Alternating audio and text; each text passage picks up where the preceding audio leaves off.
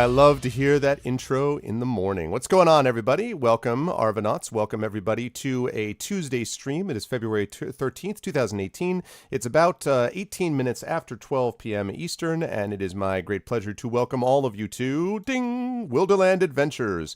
And today, I believe it is 16 of Adventures Middle-earth Wilderland Adventures, Episode 3, Kinstrife and Dark Tidings. Very excited about this. Also very excited today about a announcement regarding Espergenesis. But before we get to any of that, I do want to remind everybody about ways to support the stream. If you have not done so already, please consider following the channel, of course. Please consider checking out the YouTube channel with !ArvTube, the Discord channel with !ArvCord. If you haven't done so already, please consider supporting the channel by checking out the shop, !ArvShop. We'll get you over to the shop where you can get some merchandise related to my Infinity and Beyond campaign. We will hopefully expand that to other merchandise as well soon. And then last but certainly not least, of course, !ArvTreon, ARVTREON, will get you over to the Patreon, currently sitting at $415. We have some cool stuff coming at $450. We'll be doing the next Arvanaut Idol contest, Arvanaut Idol 3. At $500, I believe it is, we'll be adding another Arvocalist session. At $600, we'll be having a Talisman tournament. So we got a lot of cool things that are on there for the channel, and you, of course, can get a lot of individually cool things like Stumpomatic, who got an epic poem written and stuff like that because of his support. So please consider supporting that. It really is the financial backbone of the channel. That and, of course, the subscription system. And I noticed that Terry Tunes was kind enough to support us again by resubbing, so thank you, Terry. And for all those who would like to do the same thing, you guys can get some cool Arvany hypes like Nonstop just threw up there. So please consider supporting threw up on the screen, not actually vomited, because that would be gross. But yeah, so that's what we're looking at there. And the last thing I want to mention is, of course, the Thunderclap. Thunderclap. This is really, really, really important. What's up, Echo?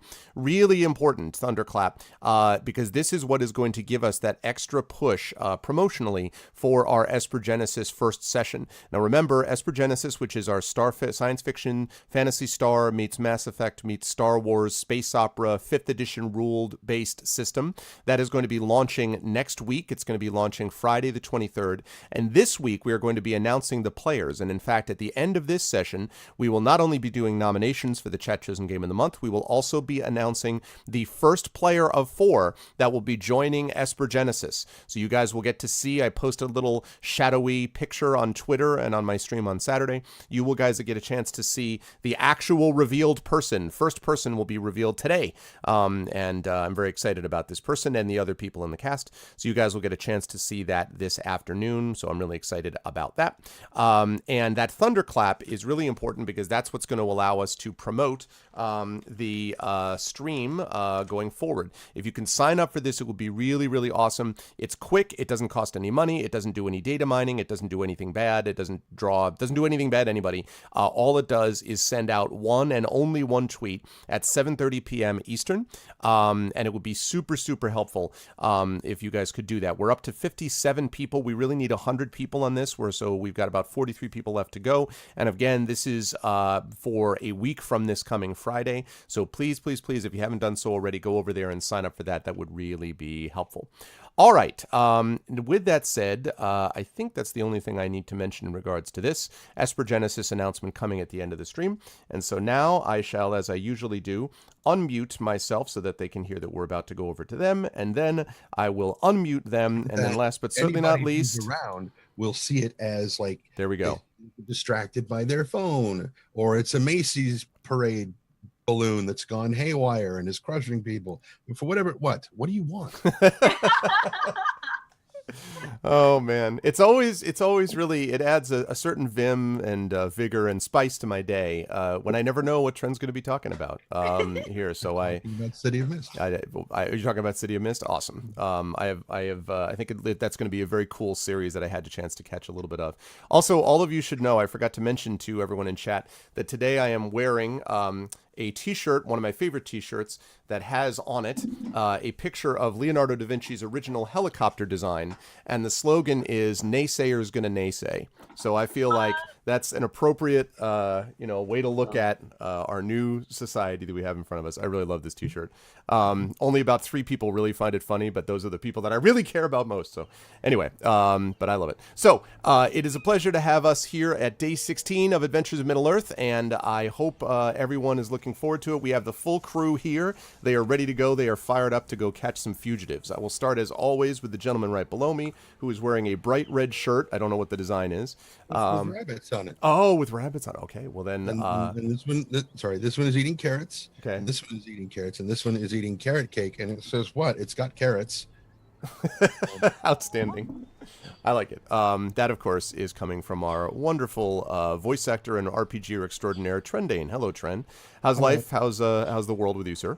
A little bit crazy. Our neighbors are having the wood paneling, the siding, removed from their house and replaced with stucco. So there's a little bit of construction going on. But what makes Do you sustain in your area the entire construction area of California? Every time I go to you, you're like, well, today we replaced the roof and put a helicopter pad on top of it. Like, what? Seriously? It's different houses. I think they're just scheduling them so that they're... I guess, but like you're in a boom area, man. Yeah.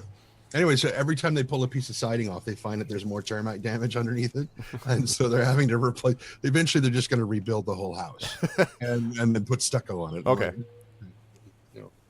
But to answer Echo's statement, City of Mist is not a TV series. It is an RPG, the tabletop RPG that we're playing. I will cover this in my intro. Over on a couple of different channels, 3 different channels. Tuesday night is on Video Store Cowboys Twitch channel. Wednesday night crew is on Unmade Gaming's channel, and my crew, the Thursday night crew, is on Not So Speedrun's channel. So we're 3 crews operating in the same city at the same time on different nights on Twitch. And basically it's kind of a crime noir sort of thing, but all of you are legends that have been born into new lives, but you don't know that at first. Something happens, a moment of awakening that causes your mythos to wake up and realize, oh, wait a minute. And my character, whose name is Calvin Gannicus, is a satyr. He's just a regular run-of-the-mill satyr, but he runs a food and wine blog, basically, and his whole thing is just he wants to teach people to have a good time. And that's his drive, is to, here's where you find the best food, here's where you find the best music, here's the best movies, and he just teaches people the wonder of living. And he's also an incredibly lustful bastard, and he's just, everybody that shows up, he's like, well, hello, and he just starts hitting on them all the time, and it is hysterical, and I love being just a lech. It's great. I just adore it. What I was going to ask you, Chan, was, but have you ever played Changeling the Dreaming? Because it sounds so similar. Like the general premise of it is almost identical to what you've described. But so you might enjoy it as well, although make sure to only play the old version. I don't want to launch discussions, but NWAD is... I mean, anyway, never mind. Please continue. Okay. Yeah, what you guys didn't see behind the scenes is right beforehand, we have a mistake of doing this. We all find each other very interesting to talk to, so we get into these conversations. All of a sudden, we're like, so here's the thing about The Last Jedi. I'm like, we cannot get into a convo about this when we're like, this is a bad idea. So we're never going to get live. Anyway, well, I am looking forward to seeing more of that trend. It looks really, really cool. I am playing Tawny Bear the Hearthminder, That's what I was about to ask. Beorning pacifist. Outstanding. And we're going to see how that... See that smile from Tari? We're going to see how the pacifism works out today. We will see. We will see. Right below Tren, of course, but not below him in our hearts, is, of course, the wonderful Will from Encounter Roleplay. Hello, Will. How's life, sir? What's up, man? It's good. It's good. I just kind of woken up from a nap, and it's a nap where I feel way worse waking up than when I went down, so I apologize. I'm kind of low energy today, but... yeah, I'm like, it's been a long week and it's Tuesday. It's been many days of one that. Yeah, but I'm having a good time. We went out. We went out for a big lunch down the pub today, and that's why I'm tired. When you eat loads of food and you come back and you're like, I can't move. It's a tough life, but someone's got to live it, man. Someone's got to live it. It's real rough. But yeah, no, I'm looking forward to it. I'm going to play Robar Staunton, everyone's favorite Liam Neeson Dunedain Ranger from somewhere in Middle Earth. Yes. Yeah, I'm looking forward Probably to gonna seeing. kill some people today. Yeah, I'm looking forward to seeing how this all goes down. Yeah. All right.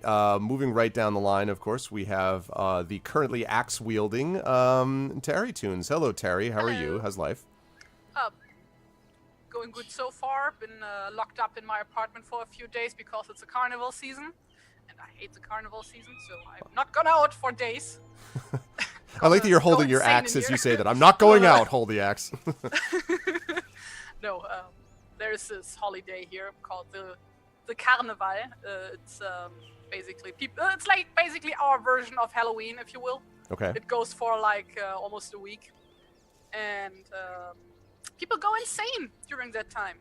So I'm not going You gotta anywhere. have an axe on you in case they come. I have Right. an Right. axe on. Yeah. You're I mean, armed. apparently So. in this town it's not as bad as the town where I used to live, because people, the farther north you get, apparently people get more chill about this holiday. But I'm kind of used to it being people completely wasted and trying to make out with you no matter where you go. So Oh, tremendous. So it's just Yeah. it's just Mardi Also, Gras the all the music time. is awful. Yeah. Oh my god, carnival music is the worst type of music. It's no Glory Hammer, am I right? It's no Glory Hammer, no. But yeah, that's me. So yeah, my character. I am playing Inge, daughter of Ida. She is a dwarf from Erebor, and she is a stonemason by trade. Yes. And is also a wanderer, as we were finding out. Yes, We and found out she's a more wanderer. information about her too. All right, and actually, and got well. I'll talk about the trials of Lillimon and river crossings next in just a minute during the wrap up. That sounds like an epic to be written. Yes, definitely. That's what needs to happen immediately. Lilliman and the what was the trials of the river And the crossing? trials of the river crossing. That's true. Actually, or it could be like its own sort of like bizarre progressive, middle med. Lillimon and the river crossing would sound like some kind of epically awesome. I don't Oh, know. it's like in Fables, like this one passage where they travel with, oh god, what was the name? Paul Bunyan Okay. and his cow, and then like at the end of every chapter, they would have like an entire page just with the cow having its own thing going on, like inner monologues and stuff. It's yeah. That's true. I that's true. Like the trials of Lillimon. That'll be a good one shot. Like The just to, like, trials of Lillimon. just Lillimon, just one sort of way. Day 16, getting really sick and tired of these people. Yeah, exactly. That's basically what happens in Fables too, so. Day 20. I think the dog has turned on me. All right, moving right along. Last but certainly not least, of course, is Amal. Amal, how are you? How's life and everything? It's good. It's good. My nephew just is celebrating. Well, he celebrated my nephew's second birthday this weekend. Oh, cool. And he's great. And yeah, it's good. Things are okay. I'm going to travel to DC tomorrow, and it'll be the first time I'm flying since the Incident. ordeal in Yep. November. So I'm a little nervous about that, but excited to go to DC for a bunch of. I'm going with the Ottawa International Writers Festival to basically be a delegation of Canadian writers representing Canada to the U.S. in DC. So there'll be some readings and events and stuff that I'm looking forward to taking part in. So I yeah. don't know, you sound like too much of a thinker for DC. Yes, the administration is not on our route, shall we say. We're not going there. Good. Not No. big on reading either. Yeah, I was gonna say you'd be wasted on them, although they could badly use you. But I was yeah. elected to lead, not to read. Not to read. And you are playing today, Mel. I am playing the River, who is a woodsman of Rosgobel and also a warden, which, as I like to say, is a fighty bard. A fighty bard, yes. And as we keep sort of And teasing, Stone. Must never forget Stone. and never Stone, forget Stone. Stone is right Yeah. there. The hound of, I forget, are they called Hounds of Mirkwood? Yep. Or yes, it's a Hound of Mirkwood is Stone, who is steadfast and loyal and wonderful and extremely cuddly. Yes, and is very sometimes in his reactions very human almost with the way that he interacts, which is a great thing of him. Same thing, of course, with Lillimon. Man, yeah, human. See, so there is that. And I promised to mention this during the quick recap of what happened in our last episode. Again, our party has been tracking down a fugitive, Odoric, who was accused of having killed someone in Rathvik in the town of Stonyford, and was sent up to face judgment by Maravich and another Bjorning, who are essentially Bjorn's right-hand men in this area, trying to bring people up for judgment to Bjorn. But they were ambushed, apparently, by orcs. Maravich was killed, and Odoric made his escape. And when Odoric made his escape and Bjorn found out about this, of course they didn't know yet that it was Odoric, but someone had escaped, and so the party was on his trail, discovered that it was in fact Odoric. But when they got to Stonyford, they actually found that perhaps Odoric's tale was a little bit more complex than they might have expected. It turns out the person who had been killed, Rathvik, was the husband of Brunhild, Oderic's adopted sister. Well, she was not adopted, he was adopted, but... sorry, give me 1 second. My alert is weird. There we go. Thank you for the host booth. So, yes, there we go. That's fixed.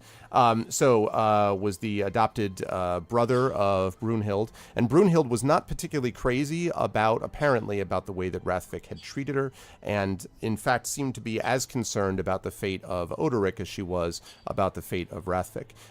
They also managed to speak to Helmgut, the party did, the foster father, about what had happened, and among the four of them, having gathered information from both Helmgut and from Brunhild, they were able to determine that Odoric had escaped across the river and headed southwest, which managed to pick up his track, got across the river with some difficulty after a Cirque du Soleil moment in the watchtower where Tawny Bear was able to leap forward and catch the river in a fully choreographed and pre-planned, arranged, and scripted event that was not at all lucky. Unfortunately, didn't involve that creepy smile that the Olympic swimmers get when they got that thing. Yeah, exactly. There was none of that. Yes, it was very dramatic and graceful. Everyone gave it a 10 except for the Russian judge. But as soon as they got that, they ended up crossing over the river and managed to do so despite the fact that there was some difficulty with Stone getting across. First with Robar getting across, that's fake news. but saved by Inga, his best friend, and so Inga dove in and saved him, and then was kind of like, "What the hell did I just do? Why on earth did I just do that?" But did in fact save Robar. Stone was able to cross over with a little bit of difficulty, but not too bad. They were able to get him, and Tawny Bear was able to cross with Lilliman strapped to his back with no difficulty, despite the fact that Lilliman was probably not 100% wild about this entire plan, but they did manage to get across safely and then proceed southwest. They found a number of signs of Odoric's passing, and right before we ended the last session, they had discovered what looked like the site of a battle where there had been trampled down grass and broken spear shafts and things like that, and the tracks of that eventually led to the edge of this small stand of woods that you folks can see on your screen. That small stand of woods was where I asked everybody to basically tell me what they were going to do. They were going to essentially sneak into the forest, they told me, and try to track down whoever these people were inside the forest. And just as the session ended, they heard the loud shouts and laughs of men somewhere off in the middle of the woods. And that was where I left it, and that is where we now send it back over to them. Oh my god! Chaotix just resubbed. Thank you, Chaotix. Thank you, man, so much. Chaotix, much love. Thank you, sir. Thank you for the resub. I appreciate it. Can we get some Arvany hypes and stuff like that? So thank you, Chaotix. So yes. Anyway, so I leave it over to the party. So you guys are standing at the edge of this forest, feeling rather tired, by the way. And what do you guys want to do? Go back to sleep. Yeah. I'll tell you, we're tired, but we're also invigorated by the fact that we concluded a journey, right? True. So the adrenaline is kicking in. True.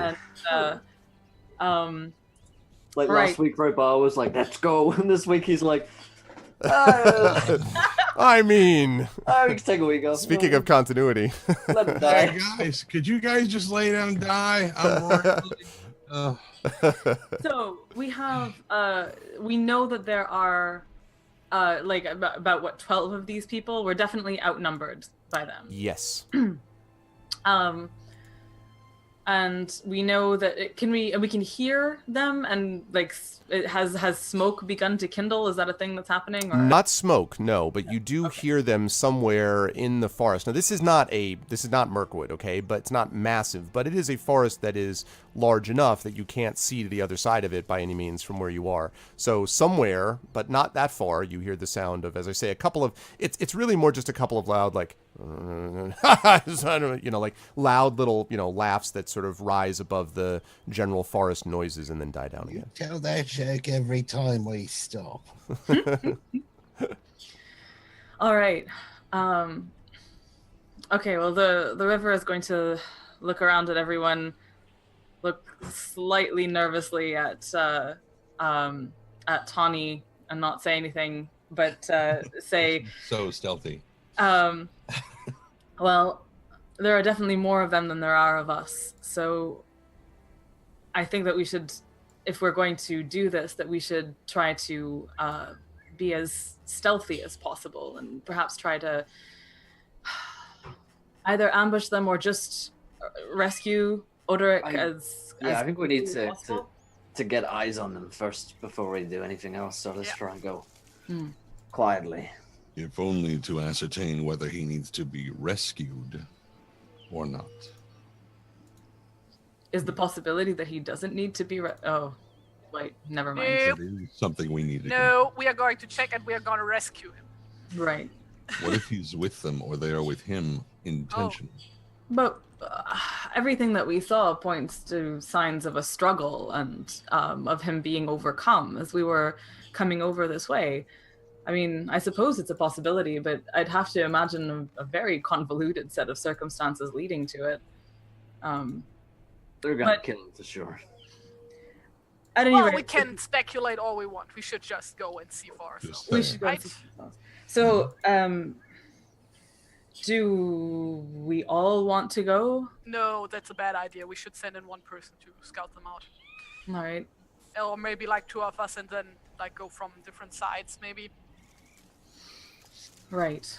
This is a pretty decent, I mean, as it's not Mirkwood, but it is a decent size. The other side is going to be, there would be a couple No, hours. I don't mean the forest. Like, We go Like we go in a pair, and like as soon as we like can gotcha. see if they have a camp, I that gotcha. like one person goes one side around the camp, and the other side person goes the other Gotcha, side around. gotcha. Okay. Well, So, whoever's stealthiest goes first. And when they are at our limit of our ability to see, we follow in, keeping that range. So we get in far enough that they can see what's going on and signal back to us, all right, you go that way, you go that way. all right. I can be fairly stealthy. I don't know. I'm also good at swimming rivers. Among my many Yeah, diverse skills You are. certainly are, Omar. You certainly Yes. are. But you create great loyalty among your companions, Robar, and that's, Clearly. that was just a test. Yeah. Winning To see if it personality. saved me. Well, I think that sounds like a good plan. Robar, if you want to take point, that makes sense. And we'll follow close behind. All I right. will follow behind, like right behind. I'll kind of draw my bow, knock an arrow, and head into the woods. Okay. I'm going to ask, so okay, you and Inga's with you, and the other two are staying back, or you all four are going in? I thought, is Robar not going like ahead first? Right, no, Robar's going first, yes, but I'm wondering, are the three of you following after, or were you just sending two At of a you? distance. At a distance, At a okay, distance. okay. All right, so I would like, I'm going to ask, let's see, I'm going to ask just Robar, actually, to make a stealth check for me, please, as he is moving through the woods first. Yes. I leave the pony behind. Okay, is Stone, that's a good point, actually, so you're going to leave Lilimon there. Yeah, I'm gonna like. Are he you can take leaving care of Stone himself. He's a with him? smart Or are you horse. bringing River? Are you bringing Stone with you? Because Stone will be making his own check if so. Yeah, Stone is gonna. I'm imagining Stone is gonna. I was imagining Stone was gonna go with her when they actually approach, but It's up to no, you. yeah, he's gonna stay with her. Paws are quieter than hooves. Okay. Yeah. Okay. All right.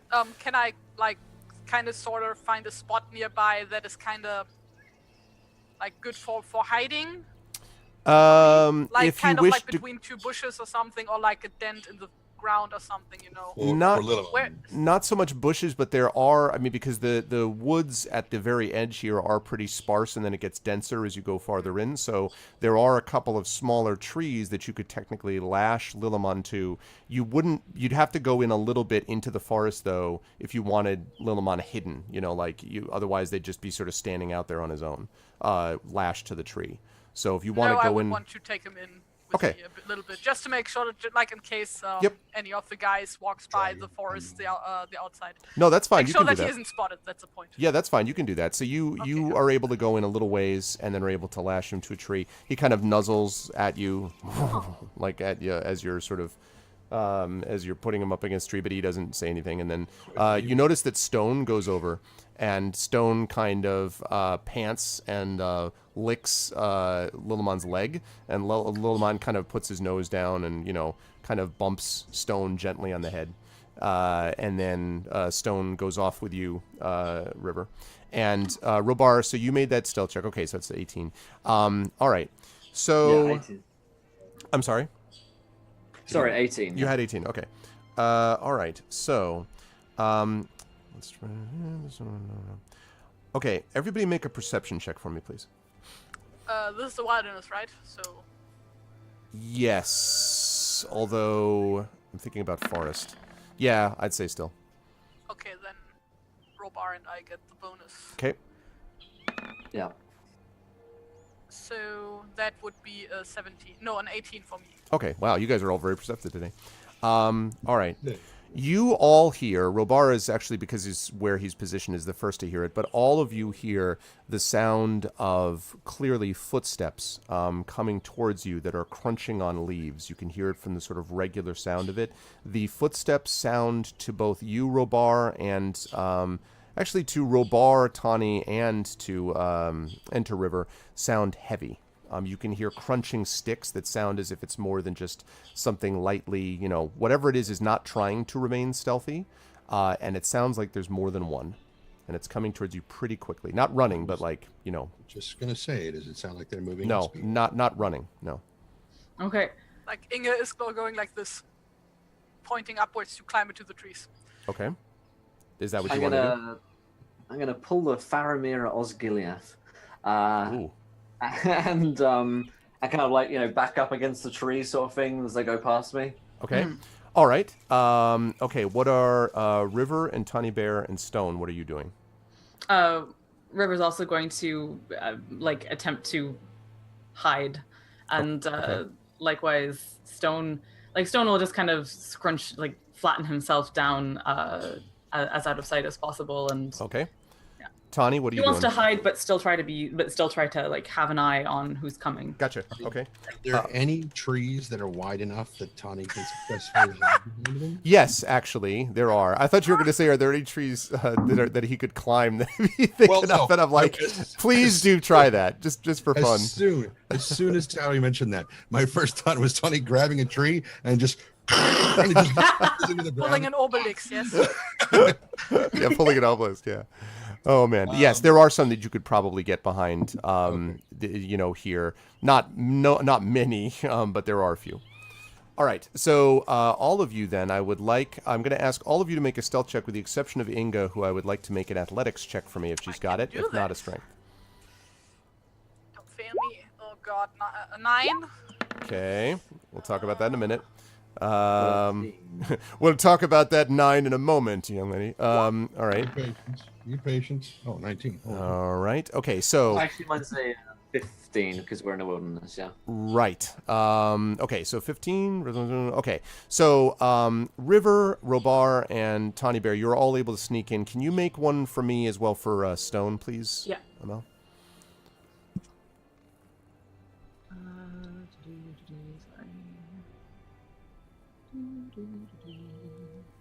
Said with much shock, exactly, Jay. I do want to remind everybody by Is the that a straight dex check or no stealth would be. Oh no, I'm sorry. Yes, it would be. Yes, it would be a straight Okay. dex check for him. Yes, I don't think he has stealth trained, although that would be unless funny. he has bonuses to his dexterity. But at a 6, it probably isn't going to make a great deal of difference. Okay, so What happens is you all sort of position yourselves the way you're supposed to, but Stone looks up and notices that as Inga is trying to climb the tree, she's like grabbing up and then starts to slip. And so Stone darts out and basically doesn't exactly like catch her, but, you know, sort of like bumps so that she doesn't really land just directly on the ground. But it makes a loud thump. And so you hear, what's that? I And then figured you were see gonna the say footsteps that pick up. hiding behind a tree like this. Okay. You know, or something. Right. It's like, So you see the footsteps picking up really quickly. Now, Inga, you're going to have one very quick chance. I need you to make a decision immediately about what you want to do right now. Quickly. Wait, I have to like make. I am behind a tree, like. You landed in front of the voices. tree on the ground. You can move though, but you got to decide Okay, what no, you're I'm doing. just gonna like go, like slip on the other side of the tree from where the noises are coming. All right, make another Try to stealth. hide. Make another stealth check for me. River, do the same for Stone, please. Why? Even inspiration wouldn't have helped there. Okay, Sorry, I'm so slow with the sheet. that's okay. That's no problem. Dice, why do you hate me? Okay, so Stone is able to slip, basically almost like dives into this, not exactly a pile of leaves because it's the spring, but basically like this area of brush. And you can kind of hear him whimper a little bit. He might have scratched himself a bit when he was getting underneath, but he's not like hurt, really barely hurt or anything. But you can just sort of see, River, from your position across this tiny little clearing, you sort of see his eyes blinking like from the brush on the other side. But as Inga is trying to sort of slide around, you kind of slip, trying to get up from the ground.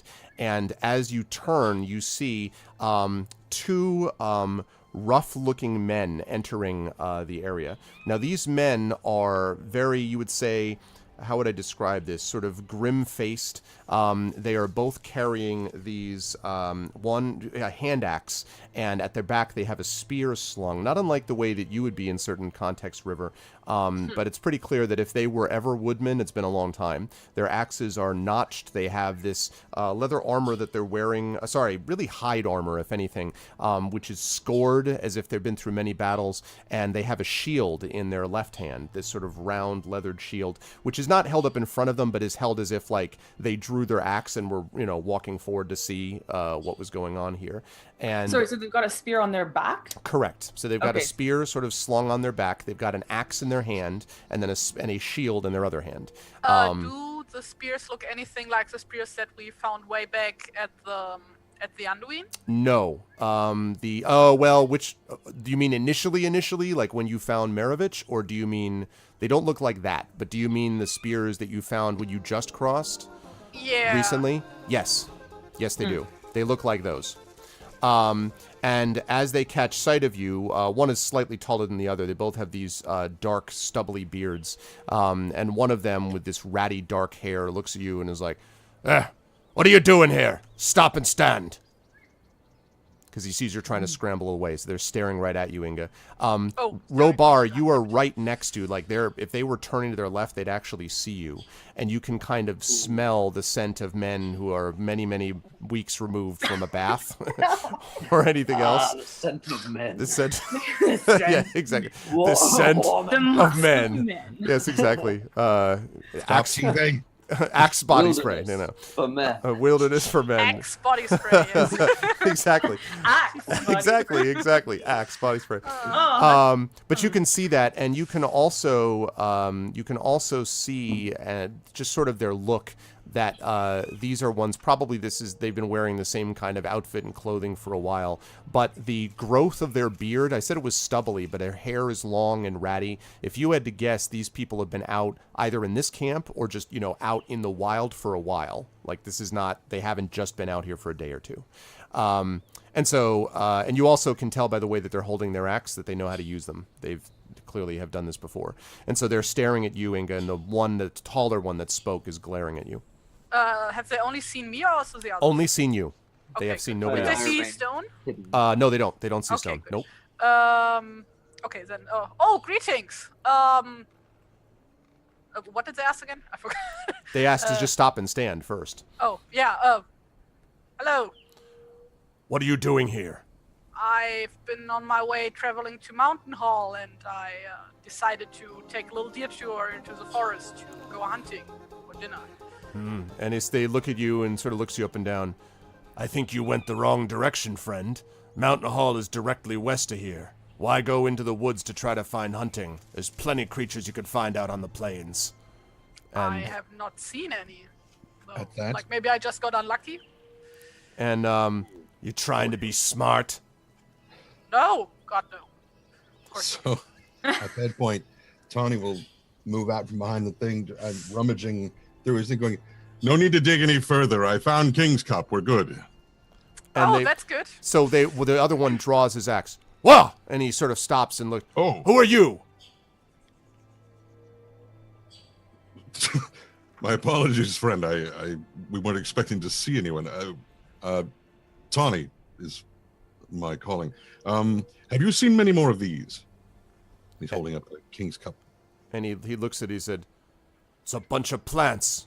Why would I know anything about those? Well, they make for decent medicines. These are especially good at drawing poison from wounds. But, Oh, so you're a healer, are you? And the other one, he glances at the person next to him, and the person looks up. He says, how long you been healing, then? ooh, probably close to 8, 9 years. And he nods, and he says, what do you think? And the other one says, I don't know. You know what the rule is. And the tall one sort of looks back and says, aye, but if we don't bring him, you know what he'll say next. And the shorter one kind of nods, and there's a moment where they look at each other, and he says, all right. Normally, we should just be killing you if we find you here. But if you are a healer, well, perhaps you could be of some use. You both come with us. And they sort of step to the side, very clearly like parting the way with their axes held, as in the now come with us now type of thing. All right. and as This is a bad idea. as we start stepping that way, So, have you seen more of these or no?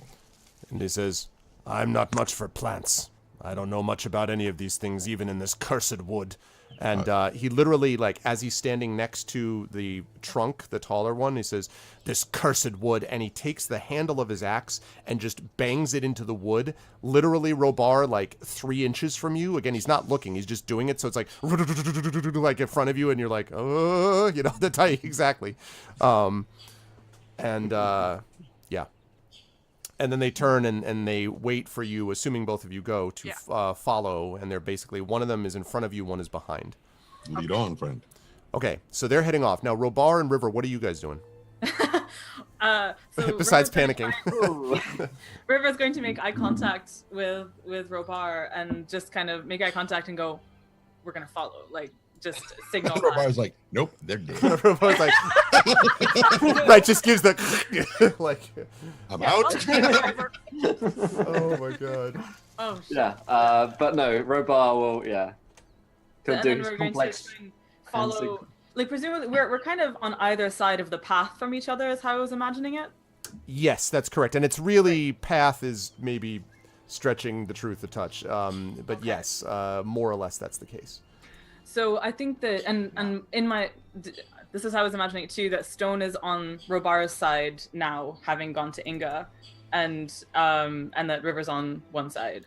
I actually had it the other way. Robar was opposite you. Stone is like farther down the, in quotes, path from you, but very close. I mean, this is all pretty close. So yeah, you can base, I mean, he's still staring at you. Stone is blinking. So you could definitely be like, you know, jerk your head like that way or whatever. And he would probably get it. Okay. I think what what River's going to want him to do is stay on the other side of the path, imagining that if there does need to be any kind of altercation, we'll be able to flank on other sides.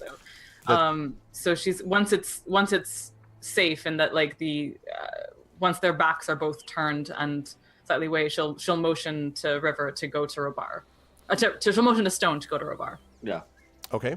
All right, so you folks head off, and probably about 10, 15 minutes or so walking through, Tani, both you and Inga notice that now neither of you are necessarily, forest walker types, but Inga, you certainly are aware because of your experience as a wanderer about people that know woodcraft and people that don't, and these people don't. Like, they basically blunder. I mean, they're not tripping, but they're just like walking through, making no effort to try to be quiet. They sort of, occasionally cut like an offending branch out of the way, kick things up, make enough noise to be heard for they're not trying to be stealthy, and this is clearly not people who have spent their lives within the woods. Robar, from a larger distance, you can tell this also, and River actually can both tell this too, but Tani Bear and Inga, you get to see it like up close and personal. The men are whispering to each other occasionally, but for the most part they are fairly quiet. I shouldn't say whispering because they're at opposite ends, but every so often one of them will just be like, what do you think? Like that sort of whisper, and the other one sort of nods and says, yeah, we're doing fine, or whatever. Go ahead, Inga, what were you going to ask? I would like to know if there are any like rumors, like well-known rumors about these woods in particular, because I mentioned that it's like a cursed wood, and like of course I'm thinking of ants and stuff like that. Yeah, but, no, like, this does not anything? in your knowledge have any kind of it's not even named, it's not a particular thing. It's just one of the wooded areas within the West Anduin Vales. So it may just have been a generalized, these damn woods, as opposed to the cursed wood in particular. No, I don't feel obliged to tell them not to chop down the trees, right? No, okay, but they definitely are.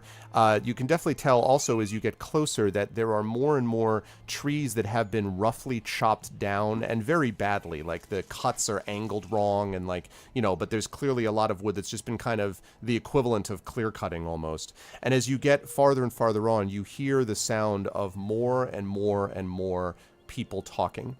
And eventually you get to a spot where you walk forward into this clearing, and Tani and Inga, you folks see this first. You are now in a rather large clearing in which there are several, there's a few, I shouldn't say a number, but at least 4 or 5 tents that have been set up around the outside. There's a very large campfire / cooking fire over which there are a couple of spits that seem to be roasting some unfortunate forest animal, although it's well cooked now, so you have no idea exactly which animal they might be.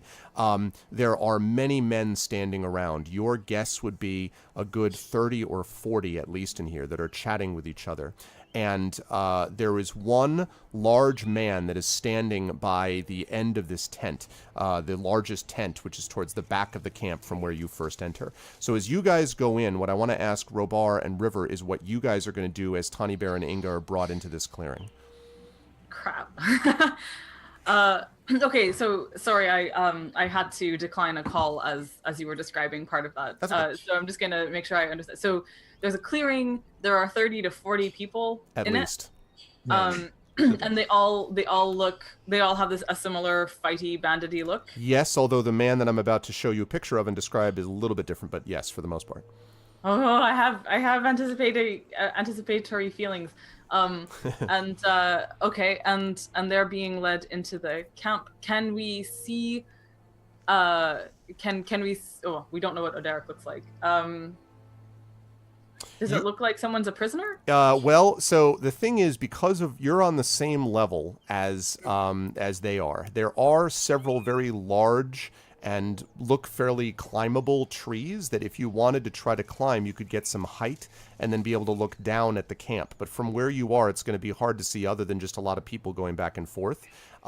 You could, though, if you climbed, possibly look down and see if one in particular sort of met the description of what you imagine Oderic to be. You know that Oderic is a Bjorning, and these men are not Bjornings.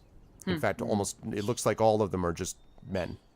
Last time we thought they were building a pyre. Is there any wooden structure like that that looks like they're getting ready to burn someone? It doesn't look like that here, no.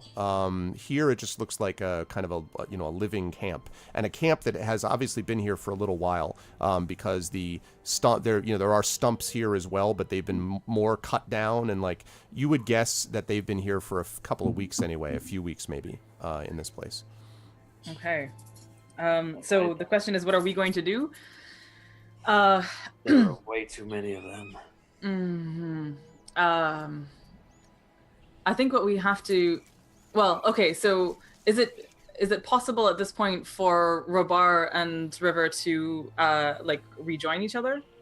Oh, sure. Yeah, you could definitely Yeah. do that. Yeah, I would say so. Okay. Well, River's just going to slip over to where Robar and Stone are, and say, yeah, this is impossible. But I'm almost This isn't thinking. a good rescue mission. We have to rescue ourselves now. No, exactly. I'm almost thinking we should have gotten ourselves caught along with the others. Do you think we should stay hidden or declare ourselves? I think it's best to watch for a while, maybe, and then declare ourselves at a moment where it's more opportune. All right. Agreed. All right, See if then they let's have just a stay leader. hidden and keep watching. If they try and kill Tawny Bear and Inga, then Then we'll just get involved we'll get and in. stop that. One other thing I want to point out. Try and take out a leader or something like that. One thing I want to point out, by the way, is that, again, and this is not me telling you go climb a tree. I'm not trying to railroad you, but I just want to be clear that from where you are, you're not going to be able to get a clear view of Tani or Inga either, or what's happening to them, unless you get some height or you go maybe around the camp or something, but you know to the other side. But where you are, you've already lost sight of them as they're being brought in. So I think that I'm going to try and get a better view of what's happening down there. I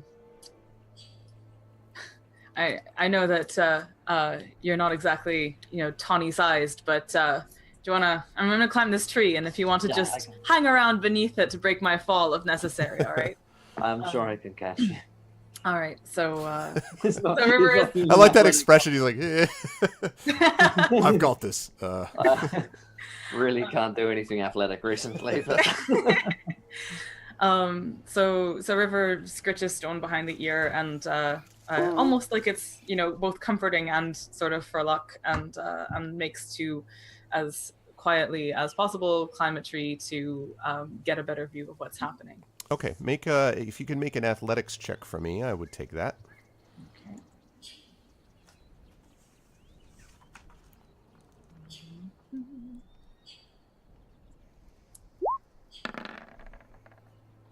Yeah. So you're able to get up the tree. This is a pretty easy tree to climb, and you're able to get up it without too much difficulty. Once you get up above, you can see some things that are concerning to you, River, and then I'm going to jump back to Tani and Inga in just a minute. First of all, you can see that I mentioned the tents that are around the area, and now you can see more clearly that there are not only about, as I said, 30 or 40 people, something like that, in the camp, but there are a couple of other people, and it looks like in groups of 2, that are going out several spots of the camp, as if they're being sent out on, for example, patrol. You suspect that that's probably what happened here, is that you were caught by, or Inga and Tawny Bear were found by such a patrol. And so there's a couple that are entering the clearing and a couple that are leaving. So if you add that into the number, it looks like you're dealing with maybe more like 40 to 50 instead of 30 to 40. Something like that. Moreover, next to the spits, so you got the spit with the roasting in the middle. These are large fires that have much wood below them, and there's stacks of wood next to the fire, not too distant from them. This is the kind of fire that you don't use when you're going to be here for a little bit of time. And as you look over by the tents, you catch sight of a number of what look like flat wooden platforms, on top of which have been piled a number of rough-looking short swords and spears. You're reminded of what you saw in the undergrowth, in the when you went down to rescue Dindy in the goblins. But these are not goblin cave type stuff. These look like men-sized, human-sized swords. This stuff looks like it's being prepared for use. And standing by the tent, you can actually see this Inga and Tawny Bear being led up to this figure who's standing in front of the tent. And here I'm going to pop up on OBS, so you'll be able to see it on the stream, the person that you see in just a moment. As soon as I grab the thing that I thought I already had up. Where are you? You were incorrect. There we go. I got it. I think. Yes, there he is. Okay. So you see this man. He looks as if he looks a little older. Looks as if he is in his perhaps mid-50s, just in terms of, facially the way that he looks. He has got this this white beard that's in front of him, although it's more flecked with dark spats within his beard. His eyebrows are dark. He is well armored. He's much better armored, actually, than the other ones that you've seen so far. And he's holding a sword in front of him. And he stands with this kind of regal bearing isn't quite right, but he certainly seems to be standing tall. He stares haughtily down at Inga, certainly. And Tawny Bear, he stands about your height, or very close. He's tall. Definitely human, though, not a Bjorning. And as you are brought up to him, you see him sort of staring and says, "Who are these?" And the tall one says, "Oh, Walter, your worship, we've brought some, these men that we found, these people that we found out there at the edge of the forest. This dwarf and this Bjorning." And this aforementioned Walter looks them up and down and says, "Why have you brought them to me? You know the rules of someone we find outside in the forest." "But Walter, you see, this one," pointing at you, Tawny, "says he's a healer." And Walter sort of looks down and peers at you, Tawny, and then says, "A healer? You look more like the likes of a man who might have done some damage to people that would require healing. Did you just pretend to be one? You look like you know your way around a weapon." There was a great portion of my life where I did far more harm than healing, and now I strive to reverse and balance the equation. A philosopher, then. And he looks up. "I appreciate philosophy, my friend. Something I studied myself in my youth. However, philosophy doesn't get you to the head of where you want to be. Philosophy keeps you in dark rooms poring over old manuscripts. I find realism works better." And he's got this sword in a sheath that you can actually see in that picture. And every so often he draws it out a little bit as if for emphasis and then closes it again. It feels almost a little bit like maybe not a threat, but a part of his ego, his sort of representation of himself. And you notice, Tawny, that He's compensating. Yeah, He's yeah, exactly. Sorry, I got a bad cough. Exactly. Pragmatism is a philosophy, you fool. So Tawny and Inga, you both notice that the scabbard actually is magnificently jeweled. It looks kind of out of like character for the rest of the camp, actually. Even his armor, although it is much more impressive looking, it's chainmail, but even his armor looks to be more like well worn, but this scabbard looks fairly new. And does it look like Maravich's sword? Well, it's possible. You don't know because you don't actually remember having seen Maravich's sword specifically, but it sure doesn't look like every other sword in the camp. So it's certainly conceivable. Does it look? I mean, does Bjorning weaponry have a particular look to it though? Like, does it? Yes, yes, it does. And Tawny actually may remember that usually the Bjornings will put a little rune in the end of one of their weapons, usually something very simple, like just a single letter. That's, however, usually on the hilt and the way he's holding it, unless you say, "Excuse me, can I see your sword?" Like he's not, you're not going to be able to note that very easily. Can we place where he comes from based on his clothing and his accent or something? He certainly looks as if he was from... The odd thing is that the rest of the men in this camp, these sort of ill-favored men, are sort of a combination of different... It's not entirely clear, but it looks like, if you had to guess, they come perhaps more from the southern regions than otherwise. As I think I mentioned to you last time, these are not woodmen. They clearly are not of that group. But this guy, first of all, is a little taller than them. Secondly, he doesn't seem to have quite that same look. Inga, I will let you make a lore check for me to get a sense of who this guy might be, or to get a sense of his ancestry. You're too far, River, to see I'm it. too far. Okay. You can see him generally, but Yeah. you don't, like that scabbard thing, you don't really note. No. Are these like cheap Chessex dice or something? Inga, you're like, he is a man with a sword. I've seen this before. basically. All Maybe humans it's- look the same anyway. Maybe it's the pike. I'm not sure. Yes. And so Walter says, looking down at you, he says, nonetheless, despite practical concerns, healing is also of practical value when my men are hurt. So I'll give you a choice, friend. I have someone who needs to be looked after. If you can heal him, I'll let you live. If you can't, you'll die. And one more philosopher will be lost to the ages.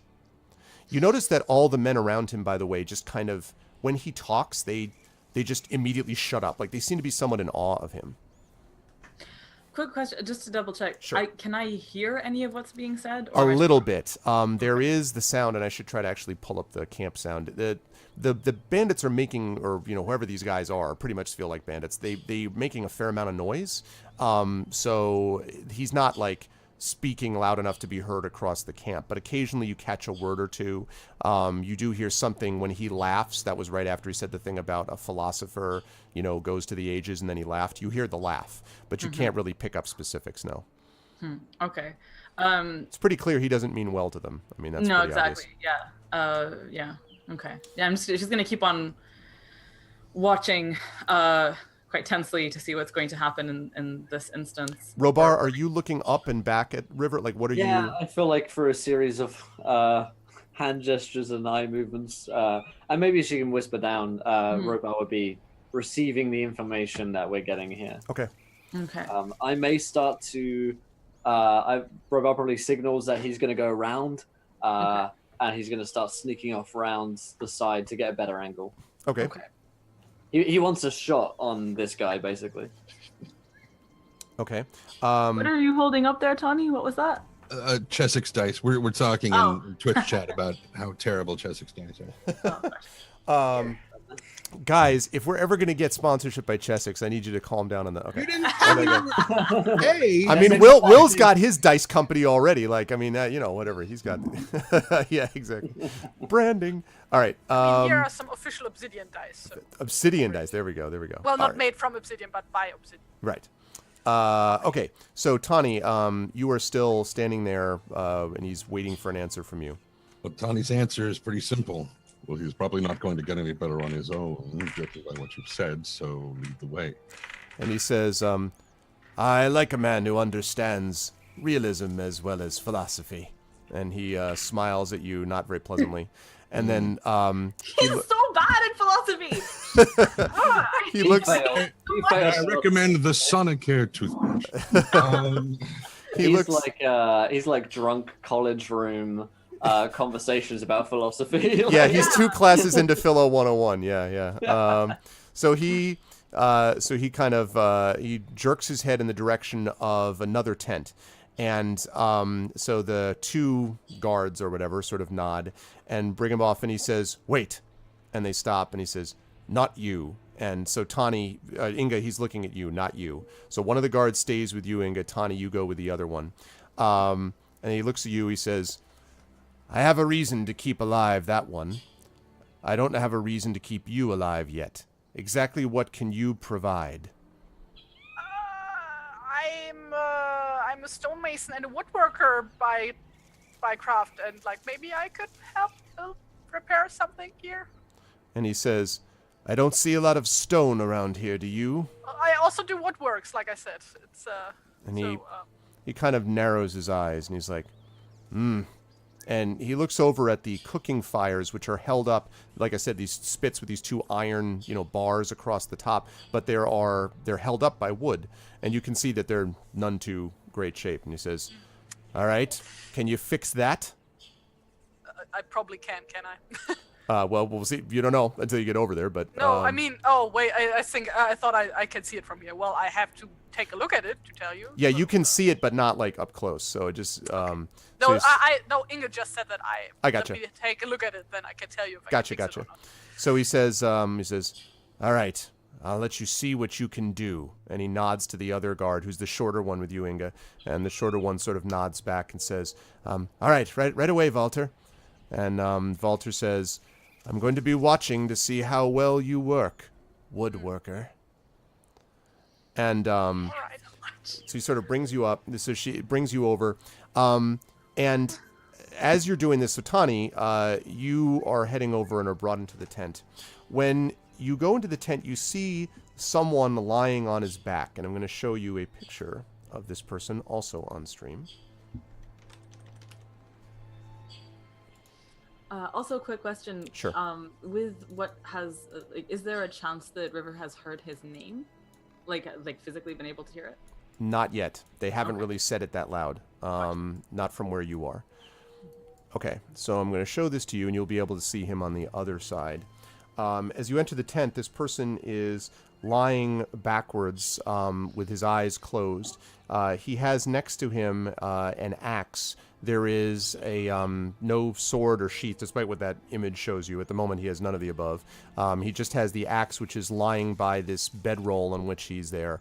And there is a guard inside the tent, another one of these men, sort of staring down at him. You see that this person, whoever it is occasionally sort of moving around, seems to be maybe feverish, Tani. And as you bring him in, as the taller guard brings you in to the tent, he says, "All right, there you are. Best of luck to you. I'd hate to lose a healer this soon." And he sort of chuckles and then walks out of the tent, nodding to the other guard. And the other guard is staring at you as you are looking down at this person. This is a young, clearly Bjorning, lying on his back. Oh. All right, so pull the pack off and start digging through it and pulling out the various tools of my trade. Okay. Every so often you hear the man sort of stirring and, no. Oh, wait, devils? Sort of like just, feverishly murmuring in his sleep. You don't see any obvious wounds yet, but obviously you'd have to get close to him to determine that. I was going to say I'm going to move in. Obviously, if I'm setting things out, I'm right. Yeah, of course. To him. So Start an examination. You see on initially he seems to be in pretty decent shape as far as overall physique and physical quality. Seems to be in pretty good condition, and you don't see anything obvious at first. And then as you sort of look around, you sort of reach around like up and down his sides. When you reach to his back, you hear him sort of, you first of all see him kind of stirring in his sleep. His face winces, and you find a very nasty, what feels like not just a cut, maybe a stab wound. This man has been stabbed in the back. And it's not clear by what, if it was a dagger, if it was a sword, if it was a spear, but something pierced him, and pretty nasty wound, apparently. And that explains some of it. It doesn't necessarily explain the fever, but that seems to be the obvious, proximate cause of his current distress, anyway. And it's just the three of us in here, right? Him, me, and the guard. Right. Okay, so... And the flap is closed, so to the outside at the moment. All right, well, Tani's going to look around and see what there is to work with, and presumably we'll see no water. There is actually an iron cup that's nearby of water that looks to be about half full. Okay. Well, he's going to grab that and look at it and kind of sniff the water to get a gauge on how clean it is, if at all. Rella sort of tea. Yeah, yeah. So he'll set he'll kind of look at the cup and look up at the guard and say, I know you're here to keep an eye on us, but would it be possible for you to let someone know that I'm going to need water as clean as possible, about 6 of these cups? And he sort of looks down at you and just gives a short, tight nod, and then exits, just sort of lifts the flap open, doesn't exit all the way, but just basically exits enough, and then calls out. You hear him making a call, and River, you now can hear him saying, "Hey, get one of them over here. He needs water." And clean cloth. And then he says, "And cloth, too." He doesn't say the clean part. right. Good. Okay. Okay.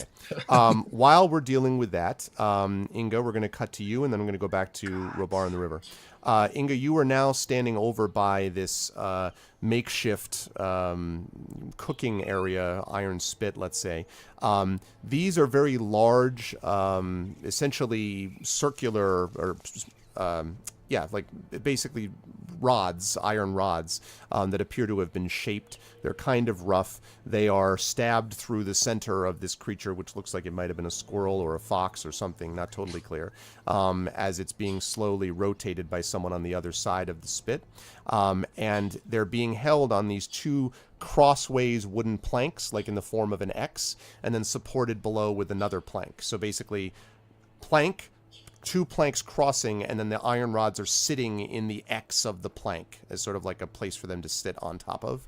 But they've been lashed together, these planks, and the wood itself looks like it's sort of splintered. The rope is not very well done. It looks a little bit scorched, like someone might have gotten the fire too close to the rope or the wood. So basically the spit is kind of listing to one side a little bit. This is crappy work. Like basically this is garbage work. Far worse than IKEA. Like, I mean, it's just bad.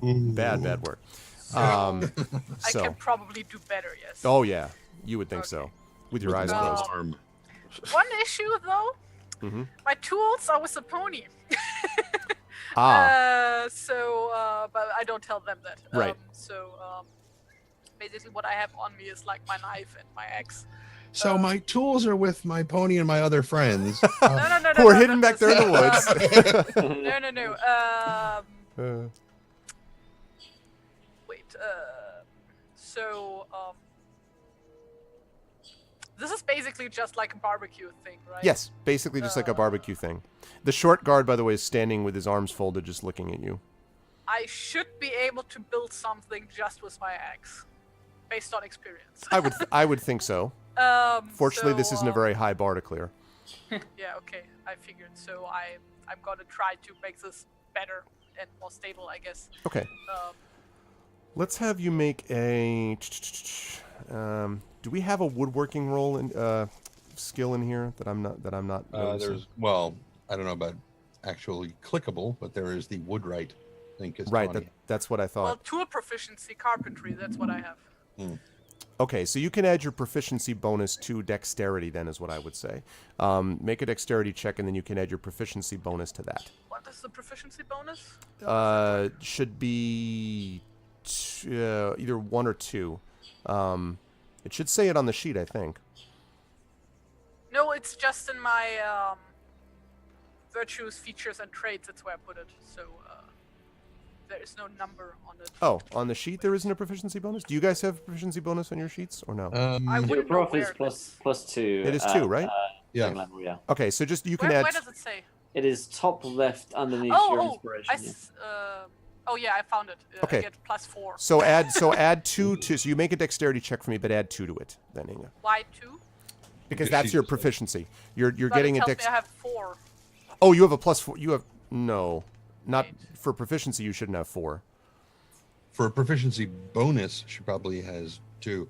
But if she is proficient in a given skill, she may have more than one bonus that applies, and therefore it equals. Oh yeah, well Just yeah. looking at my The tool total and might be proficiency thing. Oh, okay. But, Together that's 4. Great. That's fine then. Then make a dexterity Okay. check, but add 4.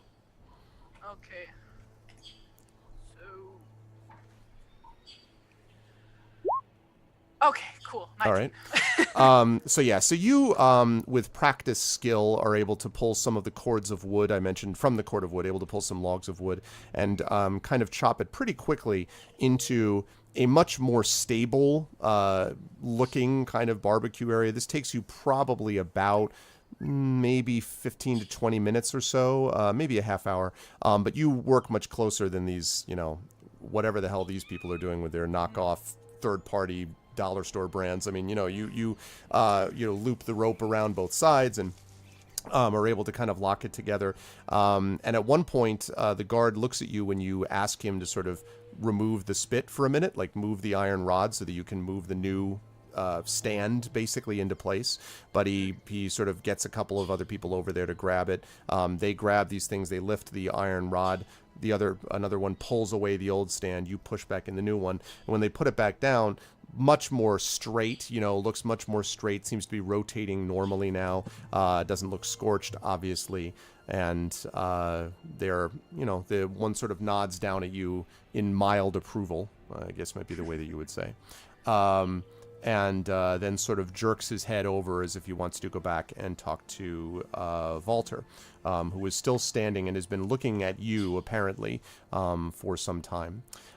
River, I want to jump back to you now, and then I want to jump back to Robar. So what are you doing, River? So she has seen everything up to like them being put to work and the call for water, and has watched Inga working. Yep. Okay, so she's going to at this point come down from the tree and seek out Robar to bring him up to speed. Has Robar wandered far? At this point, I don't think it would have gone too far. He's taking it slow. Okay, so I think she's going to find Robar and bring him up to speed and say, right, so it looks like they're putting Tawny and Inga to work. Tawny vanished into a tent and has been calling for water, so presumably he's healing someone. Because she heard that part, that he's being taken as a healer. Yes. Yeah. That makes sense. Inga is fixing their spit for them because they seem terrible at life. And they so, are. And philosophy, from what I've heard. Absolutely. But I'm honestly at a loss. I don't know what we can do from here except just set fire to the camp. But I don't really want to do that considering our people are there. River what time of day, Stone starts to growl. Stone starts to growl? Yep. Is he like in an alerting way? Yes. Oh. Okay.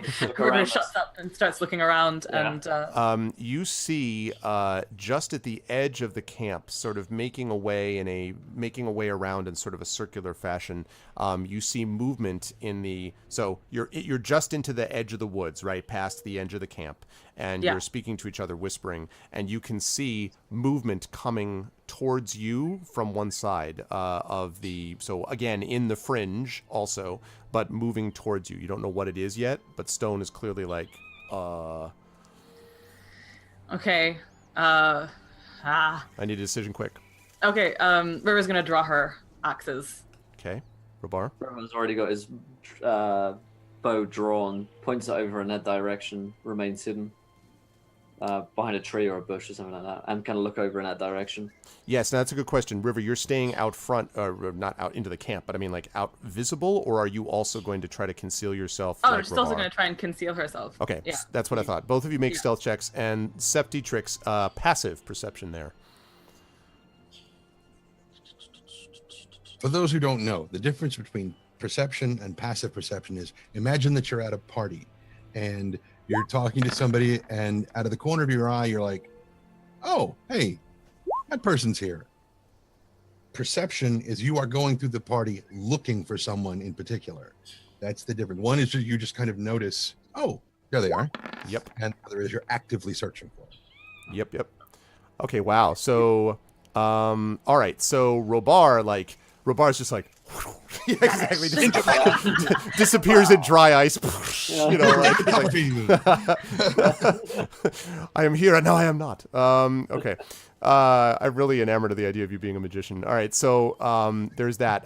River, with not quite as much I am the knight, you still manage to conceal yourself. But Stone sort of, puts his ears back and tries to kind of sneak over, and is kind of sneaking over near maybe to where you are, and then you see this man, now it's just one here, who is kind of stumbles through and looks down. You can see that maybe the man he seems to be a little unsteady on his feet. And he looks down, he's like, it's just a dog. All right, well, come here, puppy. Come here. And he waves sort of frantically at Stone. And Stone is like, come on, puppy, it's fine. Hey, look, everyone. And he starts to, yell out like, what are you guys doing? Can River or Robar sneak up behind him and knock him out? Better do it quick if you're going to. Yeah. All right. I think for who is it more feasible? Because if River can see that it's something that Robar can do more easily. I think Robar would be in a better position than you would, River. Also Oh. because, frankly, he's more concealed at the moment. Like, I mean, you're still in pretty good shape, but like he is just like he's the knight for a minute. So, at the moment he's Batman. There's like a second where Robar like draws the bow and looks to River. Okay, River goes, knock him out in some very fluid and Obviously graceful way. She's like, yeah.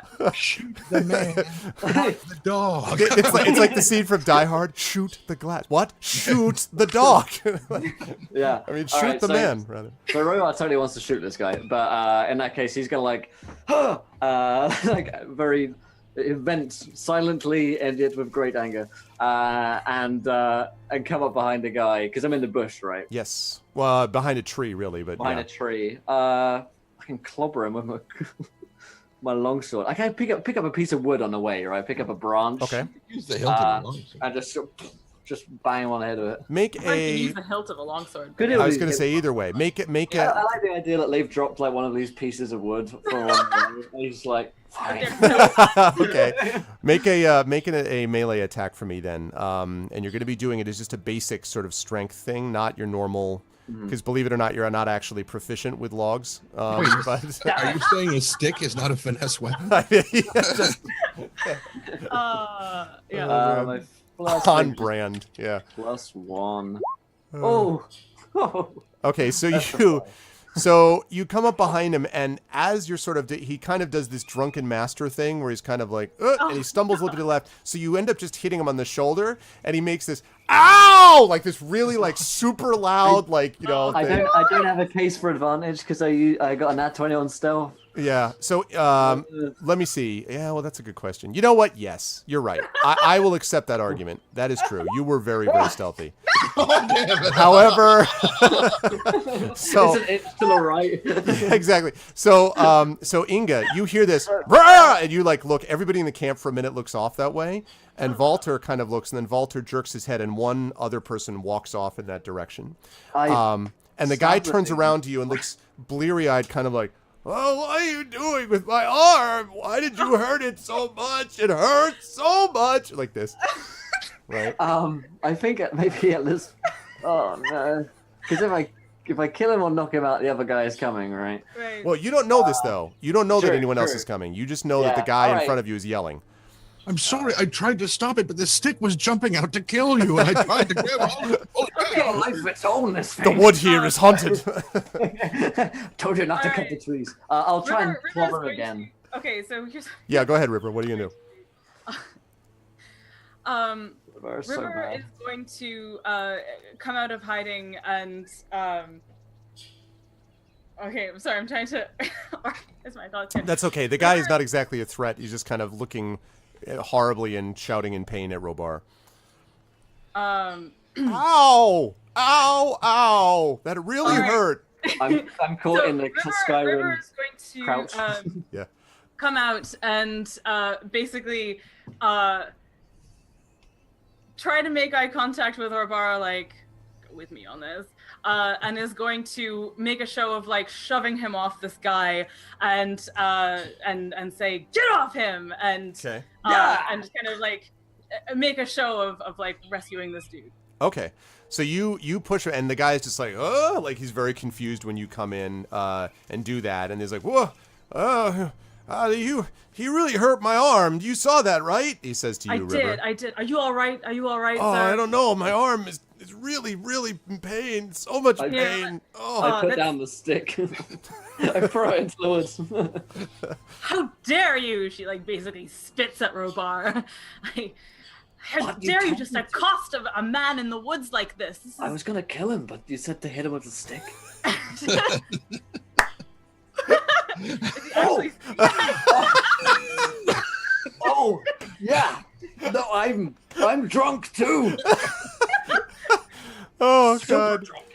The worst possible thing would be if Robar just took a little towards. Oh no, it's the river! And he was running off and screaming.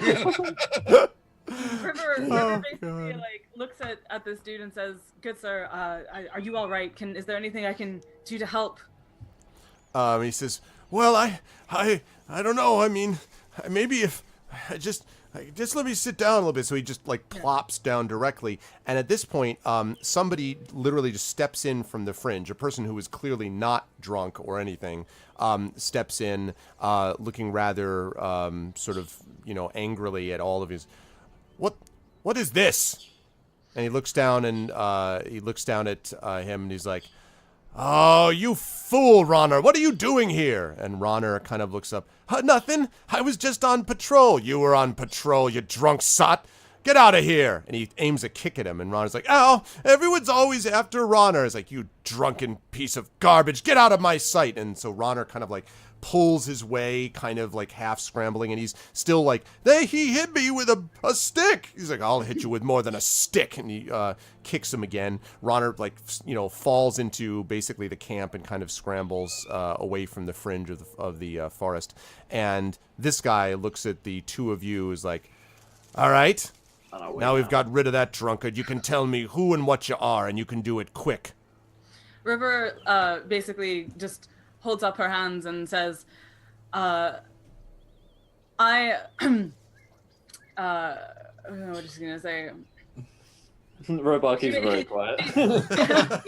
She said, I heard that there was a life one could make in these woods, that there were people gathering here who favored freedom over slavery, and that I could, if I wanted to make a life for myself, I could come and find them and live as men ought.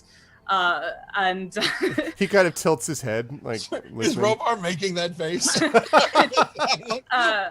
Anyway, I was we smelled men. A place where we can smell like men. Oh God. Anyways, and then I thought that I was, making my way here, and then I saw this man accosting, what was it, Ronner?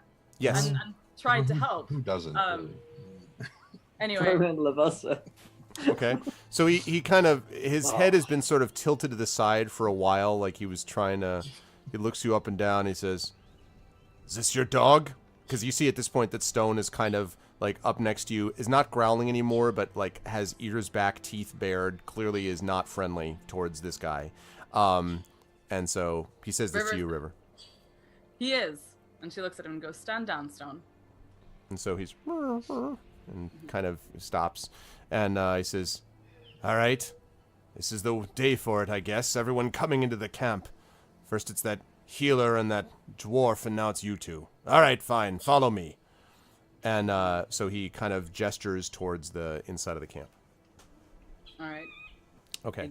When you enter, everyone sort of looks at you with surprise, but none more than Inga, because as you are looking, suddenly you see a rather sheepish-looking Robar and River with Stone walking in, accompanied by this guard. And Valter, still standing by his tent, has his arms folded and kind of glaring as the guard brings up Robar and River to him. And he looks at both of you and says, "I guess this is the time, huh? Everyone wants to come to my camp. All right, explain yourselves. Are you friends of the other ones who just came?" River looks confused and says, "What other ones?" He narrows his eyes. "I'll come back to that question. Who are you? What are you doing here? Make it quick. I have no patience today for liars." River says, "I'm the River. This is my dog, Stone.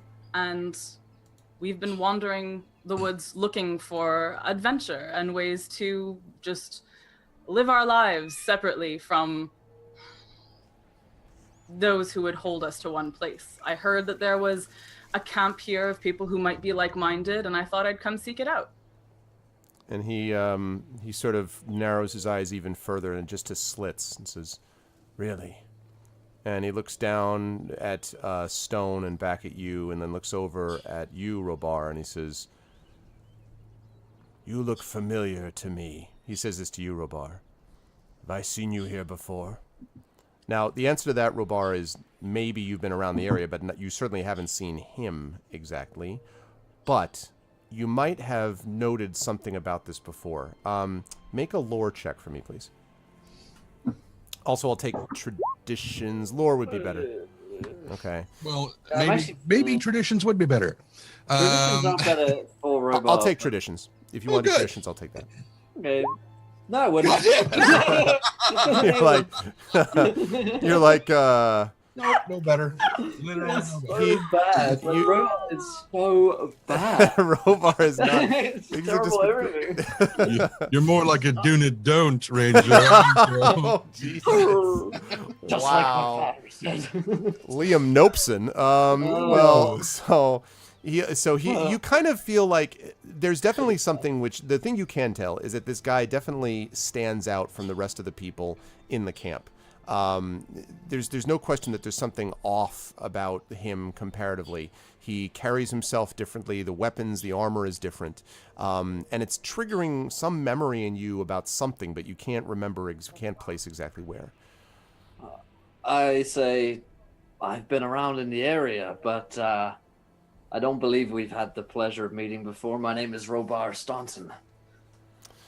And he looks you up and down and says, "Are you one of the Dunedain then?" I am. And he nods like, "I thought I recognized the type. Something about the look in the eyes, and a certain way of looking at those that don't fit their feeling of what a good person should be. That's exactly what we're trying to escape, you see, the river," and he directs his attention back to you. "It's men like this who think they can interfere in other people's affairs. When I have become king, all of this will change." Now, he uses the term king, and the fact that everyone doesn't immediately burst into laughter apparently means that they think something is serious about it. And he says, "All right. If you're to join me, then let's test how far your loyalty would go. I don't hold with Dunedain, so you kill him." And she says this to you and then points to Robar and waits. I didn't say that I was coming to join you, my friend. So do you actually say that? Yeah. Yeah, and Robar thinks back to the moment where he was like nat 20 stealthing and like couldn't hit a guy with a stick who was drunk. For a moment, it's like, I don't want to fight. Like, oh god. How can tell me a bit about what Valter like? How formidable a foe does he look? He looks to be, first of all, he looks stronger. He's older, definitely, than a lot of the men in the camp are. But he looks to be someone, his armor is also worn the way theirs is, although it's better armor. He looks to be someone who has a certain kind of ease combined with bearing. He certainly looks to be like a guy who knows his way around a sword. Now, whether or not that translates him to being some incredible foe, you don't know. I mean, he's not 7'5" or something, but he looks to be pretty tall, probably about Tawny Bear's height, you would guess. And pretty, not to mention, of course, his 45 closest friends that are all sitting around the camp, basically. The rest of the people there. All right. River blinks at him and says,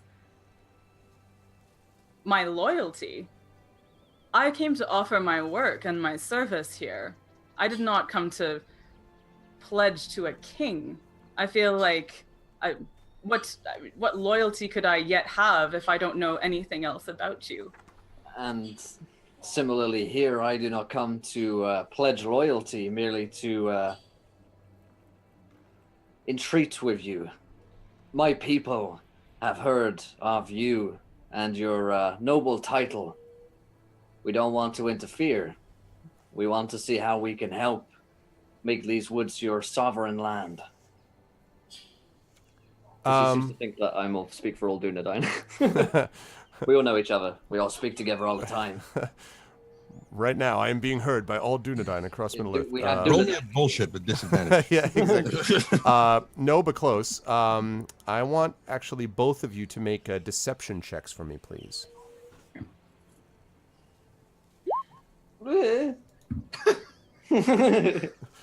Doesn't sound... I said with advantage, right? Well, I was about to say, is anyone doing advantage on these? I I don't have anything to do with I that, don't- think. I don't think so. Okay. I think it's River's just really bad at Just be lying. aware, chat, that inspiration is a thing. Remember, you guys can use this. There are those of you who still have some inspirations left. If you type in !inspiration --who, or if you have not inspired yet, but you're like, you know what? I feel like these people need help. It's time for me to support the Patreon. You can do that also. And, okay, let me just take a look quickly at statistics. Okay. So, River, he kind of takes a step back, and then this sort of cruel smile comes over his face, and he says, "Good. If I can have honesty, it's easier to overlook unfortunate beginnings." And he looks over at you, Robar, and he says, "I don't believe you speak for the Dunedain, friend, but I also don't think you're necessarily closest friends with this one here." And he looks at you, River. He says, "Perhaps you were brought together in convenience sake. Therefore, I'm willing to accept at least this one into the group," and sort of points at you, River, "for now. We'll see how you handle things provisionally. If you do what you should, I'll treat you well. You'll be part of the new vanguard when time comes. I might even allow you to keep your dog." And then he looks back at you, Robar, and he says, "As for you, Dunedain, I don't trust you farther than I can throw you. Although, perhaps I could throw you fairly far at that." And he kind of leans over somewhat menacingly towards you, and he says, "But I'll allow you to stay for the moment. The river will be responsible for your conduct. We'll see how you manage yourself here." And so he looks at both and then says, "Right. The first thing I'm going to want you to do, go deal with that over there." And you can see that Inga is standing next to, having chopped a bunch of wood for some reason. You don't entirely know why yet. Inga, who still kind of is, I don't know what Inga's doing, but I'm guessing is kind of like looking at you kind of like, oh crap, maybe, but I don't know. Oh, she is trying to keep her cool. All right. So there you are still standing next to some wood, and he says, "Here, help the dwarf put the wood back on the pile, and then you can come back over for more instructions." River looks decidedly surprised. A dwarf in the woods? He says, "I know. I don't understand it fully either, but I wanted to see how she conducted herself. We could use a good woodwright." Very well. Alright then. And River nods and indicates like stone to heal, and they will head over to Inga. Okay. I keep eye contact with this guy for like 2 seconds too long, Okay. and then I head off. Just for a minute. Like, I quickly give him a,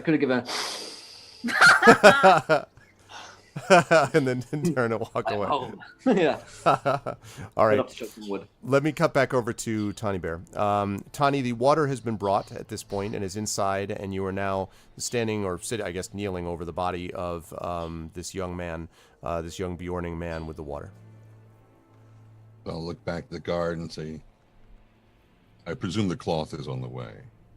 And he says, "Should be any minute, I think." Are you just here to guard me, or are you here to help?" And he says, "I'm helping you by guarding you." I will presume it is the former, then. Could you get someone in here? I need to turn him over gently. And he rolls his eyes. He says, "I'll help you do that. Just keep your distance." And he kind of walks over to the side of the guy. As he does that, another person comes in holding like, a pile of cloth. I don't know, 6 or 7 maybe different cloths that you're not entirely sure how clean these are, but he puts them down kind of roughly on the floor. Not And, at all, right? Yeah. right. Meanwhile, the guard inside has come over, so you can actually, if you wish, flip this man over. The legs, please. And Tawny will take the side of greater weight Right. and Okay. gently roll it over his head. You do that. He's actually, although he is, as I said, the physique is good and all that. He's a little lighter than you might have expected. It looks as if perhaps he hasn't been eating super well, and that there hasn't been a great deal of, he's not been having luxurious living for sure over the last few weeks. Now that you have him onto his back, you can see that wound is actually very troubling. Puff It dread. has, yes, they're exactly right. It has this green and black around the edges of the wound. There seems to be some kind of crusted over, perhaps blood, but it seems to be still kind of open. It's obviously dirty. It's not great. And as you move him over too, he's and he's still babbling, but he doesn't wake. By what means did he get this wound? And the guard looks at you and says, "You weren't here to ask questions, but heal."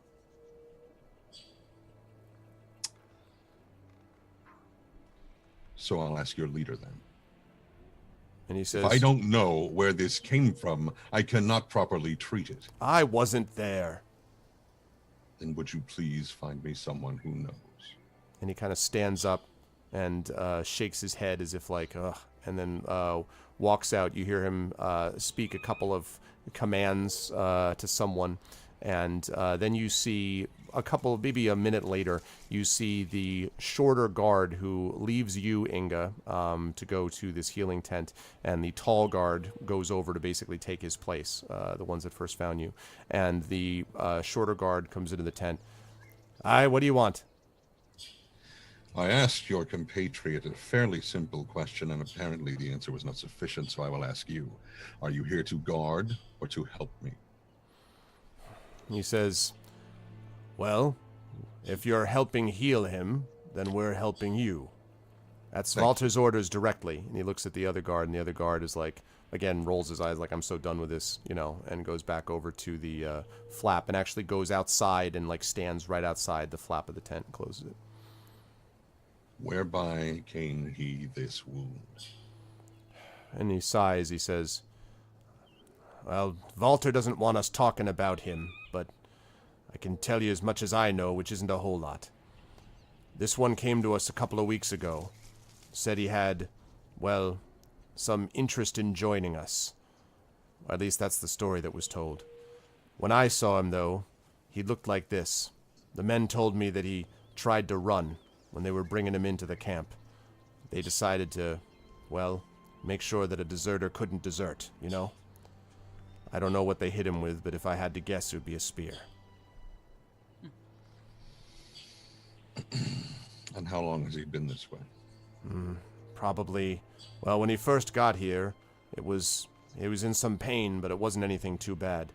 Then he started to get worse, get fever. Probably he's been in this way, sleeping like this, calling out names in his sleep for, a couple of days. It's getting hotter and hotter the whole time, too. We don't have any healers in the camp. We don't have time for the sick. I don't know why Walter's spending so much time on this one. Verification, I suspect. Do we have something that I can use as a mortar and pestle? And he kind of, his eyes like go sideways, like, mortar and what? Like you just said, like, quadrilateral equation. He's like, what? Find a flat stone, a flat Some kind of piece of stone, and a round piece of stone. Have you ever ground flour? Of course you haven't. 2 pieces of stone that I can grind plants between. He says, yeah, we can find that. And he goes outside, and pretty quickly, like within a few seconds, actually, because there's stones like right around the outside of the camp too. So he brings them back into you. He says, "What are you going to do with this?" Are you genuinely interested in learning? And he folds his arms. He says, "Well, maybe. Walter says that he doesn't want all of us dying when they can't make it. Doesn't have enough of us to make things work," he says. "So we need someone to know the healing arts. I suppose it wouldn't be bad if I learned a few of them myself." Then come and learn. Okay, so he kind of walks next to you, looks down at you suspiciously, then gets down onto one knee, like And watching you. pulling out different, herbs, some of them fresh, some of them dry. He's been gathering on the ways. Okay. King's Cup. And he This is says, very good for drawing poisons and sickness from the blood, from wounds such as this. "I thought it was just a weed." Any plant that is out of place is a weed. Oh. Entire trees can be weeds if they're where you don't want them. Oh. Suffice to say. All right, then. King's Cup. Dandelions also make for a great salad. But anyway, and so he takes. You're not one of those vegetarian... No, he doesn't say. Okay, so King's Cup, he says, "All right. Okay. And so you grind this into a poultice, and I just show him how to grind it up. Okay. Because clearly, when you say poultice, he's like, "Whoa!" Like you know. But Is it like a chicken? No, not poultry. yeah, exactly. Poultice. All right. And so I basically teach him how to do the thing. And so now, Okay. this wound is deeply infected. This is not going to feel good. Sometimes healing hurts at first. And Tawny puts the poultice into the wound. Now, when you put the poultice on the wound, the man's body, and by the way, this young man probably is 19, 20, very young. His body jerks, like, and you hear, ah, like this. And you see just kind of a little bit of foam sort of flecked coming out of his lips, like type of thing. Still not awake, but you can see, and he kind of is shivering. And the shorter man looks up at you. He's like, "Is he supposed to do that?" Unfortunately, when he's this far gone, yes. All right, then. You know, if you lose this one, Walter's not going to be happy. He wants special treatment for him. If I lose this one, I'm not going to be happy either. And he nods. All right, so that cup of water, I presume I would have told him to bring some of it hot. Mm-hmm. And so I take another herb. I can't think of what it's called right now, but he says, "All right, take this and steep it into a tea in that water." He says, "All right," and so he does that. What are you doing while he's doing that? Putting a compress on the wound. Okay. And rolling him slightly over because he's going to drink whether he wants to or not. Mm-hmm. This horribly bitter tea that we're making. So he comes back with the tea. And so bracing him and tilting his head back, says, "Now you need to very slowly and carefully pour this into his mouth. Do not get the leaves in there." And he sort of Just nods and kind of does this like with an exaggeratedly very doing it and manages to get it down as he's doing kind this, of rubbing his throat like you're pilling it. Right, I was gonna say, yeah, because the man is kind of like spits out some of it and kind of chokes a little bit. All right, now what I want you to do is to make let's see, a medicine check for me. Hands of the Tawny, healer, hands of the perhaps? healer. Yes, I think this is the right time for it. Maybe so. Where is the thing? Where did it go? Hands of the healer. I know I have it. There, I know that there is specifically a link for it, and I've forgotten where it is. Or did I have it over here? I believe it is here. Maybe not. I had it. I swear I had it. And I used to have it on the bar.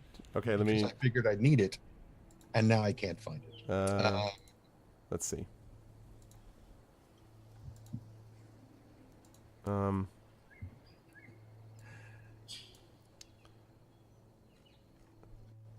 Did you just jump over? Okay, I'm watching you jump over. No, that's okay. Sorry. I'm also looking. No, it's fine. I was just like, what? See, this is so weird because I used to have it set up as a macro on the taskbar, and I found it somewhere else on my character sheet. So I figured I don't need it on the taskbar anymore, so I got rid of it. And I have no idea where it is. All right. Well, can we guesstimate it for now? Well, yeah. I need to, because it's my. I mean, at this point I could just roll a medicine check. Okay. I'm not looking at the thing. 20. No, that's not it. That's 13. Okay.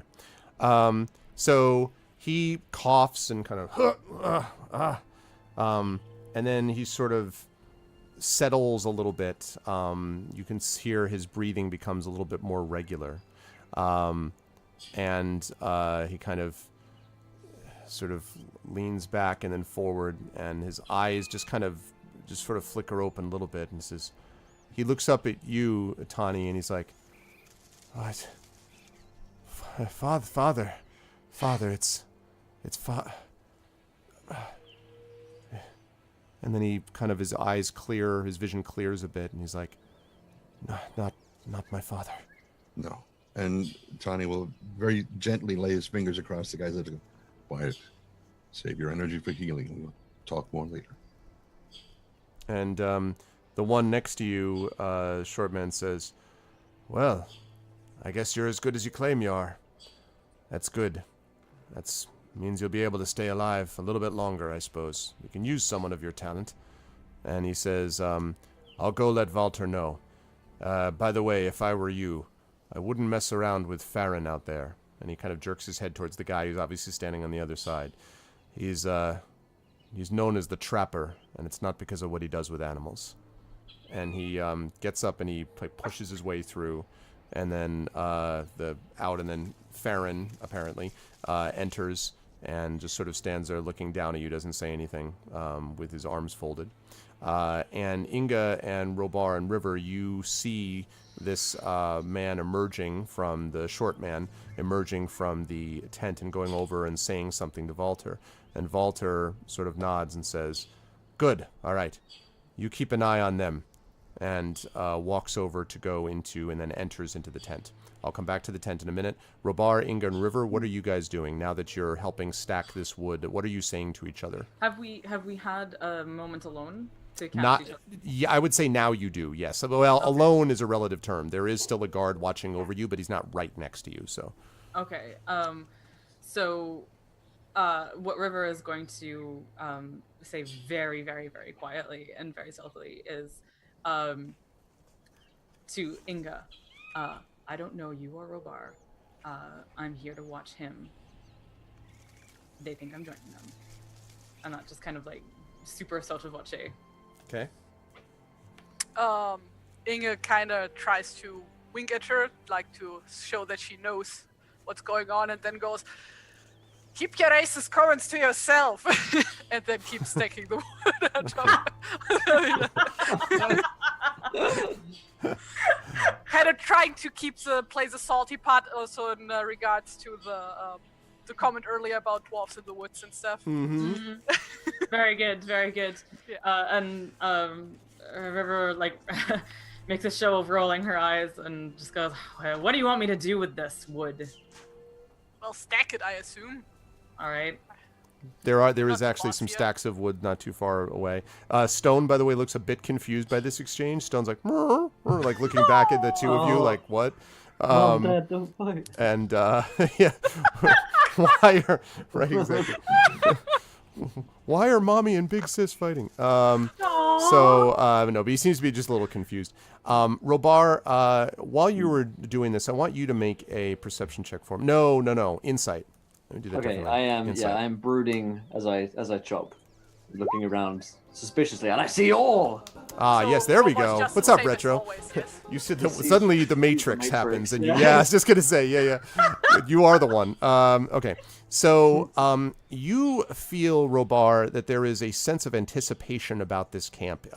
There are men sort of moving about rather quickly. A lot of them are going over to those tables, and you can see that some of them are almost like picking up and looking at these swords, almost like they're kind of weighing them, like testing which one. They're sort of chatting with each other. You hear some people being like, a couple of them walk past each other and sort of do the forearm grip, sort of do the, "pretty soon, brother," things like that as they're walking around. These people are prepping for something. Yeah, basically, they're prepping for something. So. Okay, as a master of deception, you take a stick. the funny thing is, like, he's like, his intelligence is 15, so that's his highest stat is like, no, actually wisdom is his highest stat, but his second highest stat is intelligence. So like, Inferior Robar is like quite a clever guy. So right, yeah. He just does stupid shit. He just doesn't. No, it's just that his ways are inscrutable to the rest of us. That's all it is. That's it. This is part of a very long plan. Like, like hundreds of years in the making. I've been planning this from the start. Yeah, Robar's actually the villain. So for sure, Retro Gamer. Yeah, right. Behind this all. So he's gonna like sidle up, in a manly way, to one of the Hey. I was gonna say, like, what is the manly sidle? Okay. I don't know, but I want to find out. But I certainly kind of draw up to one of the men who's weighing his sword, and weigh my own next to him. I mean, Erotic moment. We share our eyes lock for a moment, and I say, "You getting ready for something?" And he says, "A lie." So, and he looks. Then he's about to say, "So are you," but then he clearly catches himself. Like, so. And he looks at you. He's like, "Oh, you that Dunedain, eh? I heard Walter talking to you." That's right. Yeah, I've seen my fair share of battles. Well, the like question flash is, cut to all of the times that right, Robar exactly. Like, fallen into a river, like fight with a stick. His whole experience, like falling. Every battle. Oh man, that's funny. So he says, he looks at you and says, "Ah, I guess the question is if you're going to be on the right side. According to Walter, there's not going to be much left of them when we're done with them, you know." Who is them? He says, "Well, I'm not really supposed to be talking about it, but, well, you see, there's a reason he's got that Bjorning in the tent, eh? That's all I'll say, eh? You know what I mean? Wink, wink. Canadian. Hey, you know what I mean, eh?" Hey now. I heard it too.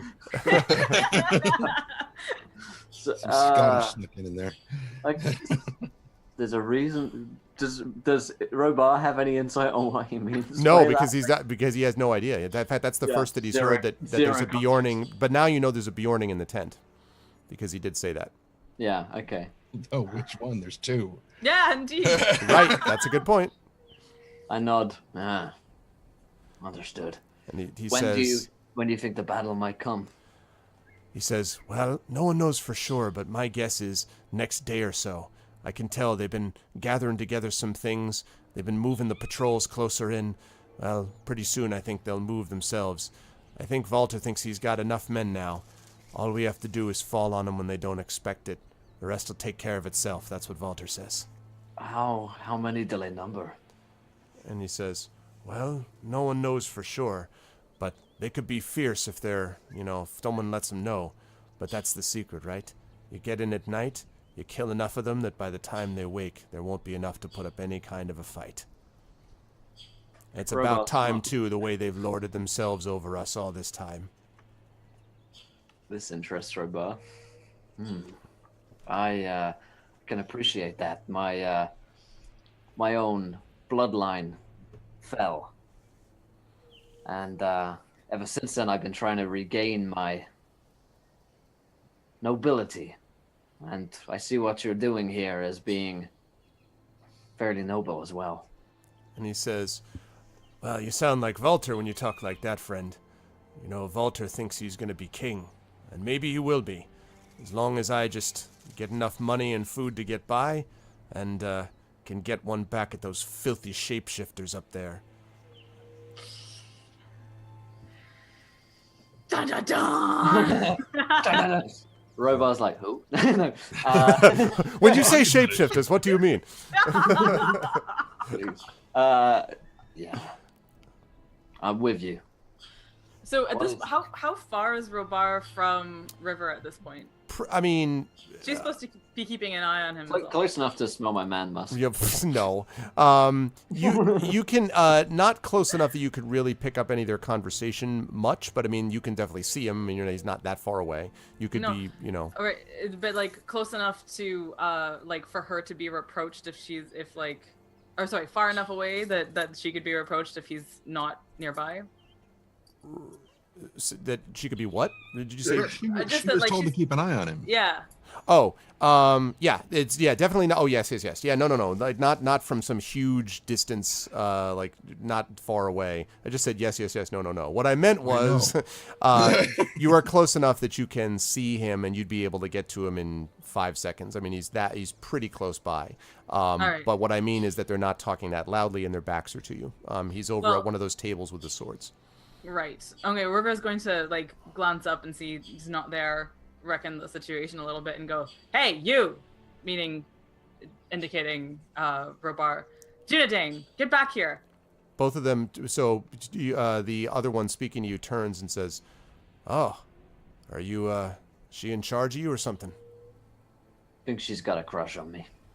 And he sort of, so he kind of, Do I hear that? I don't know. Does she hear that? Sure, yeah, sure. Okay. So, and he looks and sort of looks at River and looks at you and says, all right then. Well, take care of yourself. And he says, and be careful there in the... Why showing both teeth? No, he doesn't do I that. think she's got a crush on me. All right, then. Well, good luck. Yeah, exactly. Basically. And turns back to the table. Hear that, she will look so completely contemptuous and disgusted. But anyway, yeah. Okay. And Robot will start, going back to chop some more wood. okay. Anyways, and then so River will be like, crush on you. Wow, your deception is definitely improving. Yes. But she's like, what? And anyways, more quietly, what were they saying? They preparing for one part of me wants to start talking. Like Robar immediately starts. Well, he was saying that there's this one girl in the camp. All of a sudden, it's like High School Musical. Like, They were saying that there is they suspect a battle is coming soon against the Bjornings. They're gonna strike tomorrow or the night after, and they're gonna attack at night and try and kill as many of them as possible. In a way, I admire the plan. I mean, it's brutal, but obviously wrong. I'm just saying. I like watching your brain. Experiencing a roller coaster of emotion. Yeah. He's like, what a great, but stupid, but wrong, but brutal, but So good, yeah. So bad it's good. Yeah, Robar's like, I just mean that their tactics are ones that I can understand. If I were leading this force, that's how I would rule them. I wouldn't do that to the... We should get out of here and stop. River is just looking slightly stricken, but then also, but anyway, shakes her head and says, "Well, we need to warn them somehow, or stop this from happening." How would we stop them? I mean, we defeated those goblins just fine when we blew up their whole cavern system, but that was a different scenario. They're all underground, and that kind of just happened. These guys are going to be a whole lot harder to take down. I didn't think, though, that he didn't seem to believe that Volta would be king. He said that Volta believed that he would be king. He certainly hated the Bjornings. That much was clear, and it seems like hatred is what drives them together, more so than love or belief in their leader. They seem to fear him.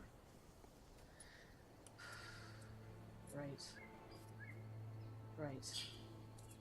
Now, from my standpoint, what I think we should probably do is find a way to kill Volter. We cut off the head of the snake, we can get rid of him.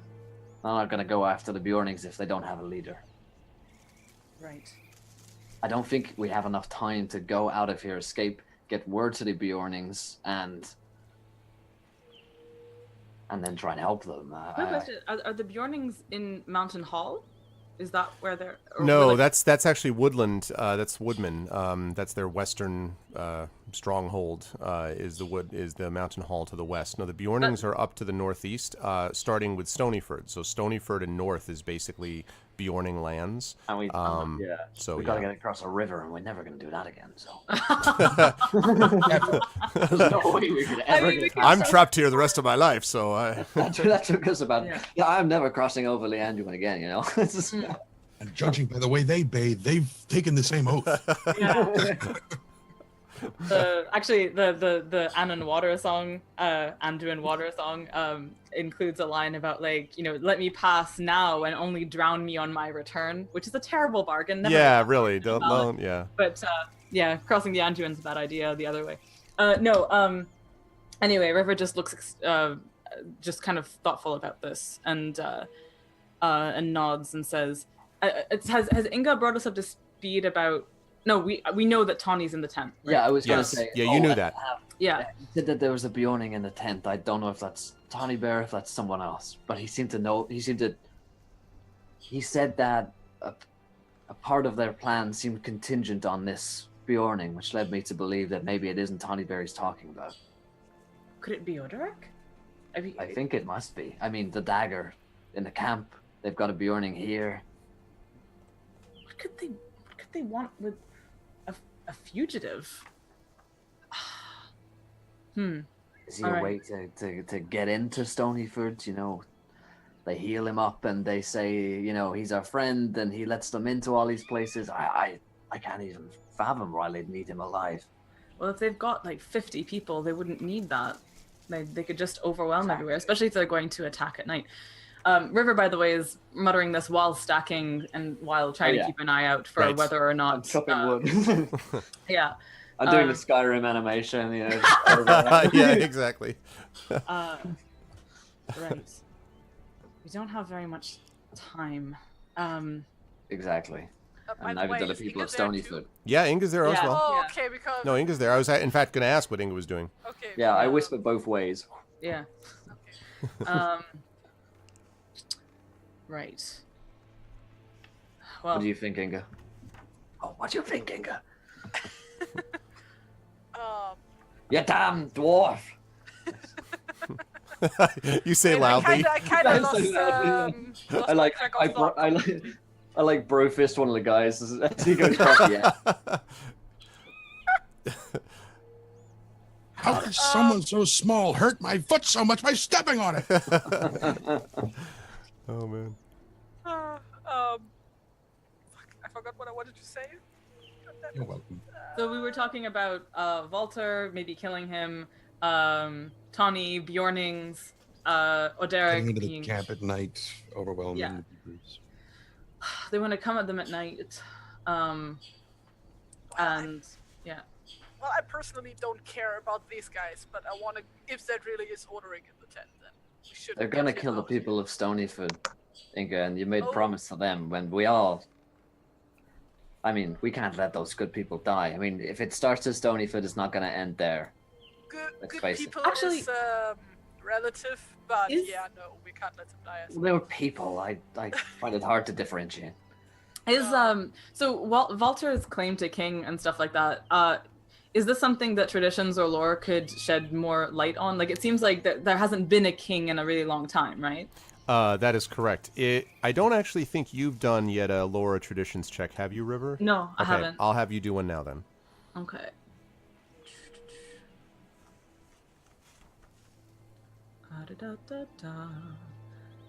Traditions, lore, yeah, traditions, I think.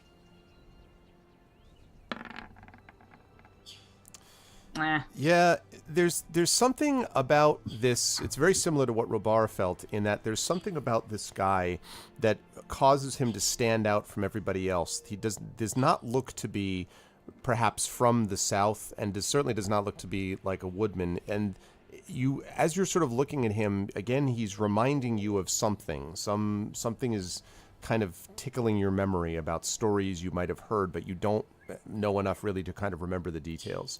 But yes, I mean, certainly you don't know of any like pending kingship applications, you know, at the moment. No. There is no king either here or in Gondor for that matter. Mm-hmm. Yeah, this is kind of crazy that he's talking about being king, right? This means that he wants to like rule over a fair amount of land, more so than just the West Anduin Vales. Is that right? What I suspect. I mean, That's. maybe I on mean, my yeah. I mean, you traditional, don't know because obviously anyone can try to seize a title for themselves. Sure. But king as a title would suggest that it's more than just your everyday. You know, I'm just a basic leader. And in Pointy fact, ear princeling. even the way that he speaks, regardless of his pretty crappy knowledge of philosophy, even the way he speaks is definitely as if he's got this more refined, I don't know, demeanor than the people around him. And part of that sort of sense of awe that they have of him may not just be his skill in battle, but he does have a kind of charisma to him, as irritating as he is. He does have a kind of magnetism. dark almost. charisma. Dark charisma. Dark magnetism. So. Yeah, he definitely had a pull to him that I could see why men not like me would find attractive. Men, unlike myself, would not be drawn to. Oh, wow. Oh man. Roll an awesome check, Will. Roll an Anything you awesome say check. in like a super Tolkien-y way, you know, like a Lord of the Rings sort of, you know, in a broody sort of way, and it comes out supercharged. Yeah, Oh yeah. Yes, he is a man of the woods. I'm just trying to think of any other angle that River. So I think we kill him. is there anything in among these people, or so these people you said don't look like woodmen? No, They're definitely from not. okay, definitely not. So, okay, cool. I think my initial hunch has been disproved. So okay, cool. So she's gonna keep on stacking wood and like. Oh no, so she'll just kind of say to the others, "And one of us should probably try to talk to Tawny, but He's in that tent. He knows what's going on in there more than we do. Maybe we could find an excuse to get in there. Maybe one of us collect some. know that Tanya and I know each other. So. That's true. Maybe Inga, you could be bringing him some herbs or something like that. Maybe. How much work have we done at this point? Does a task look done?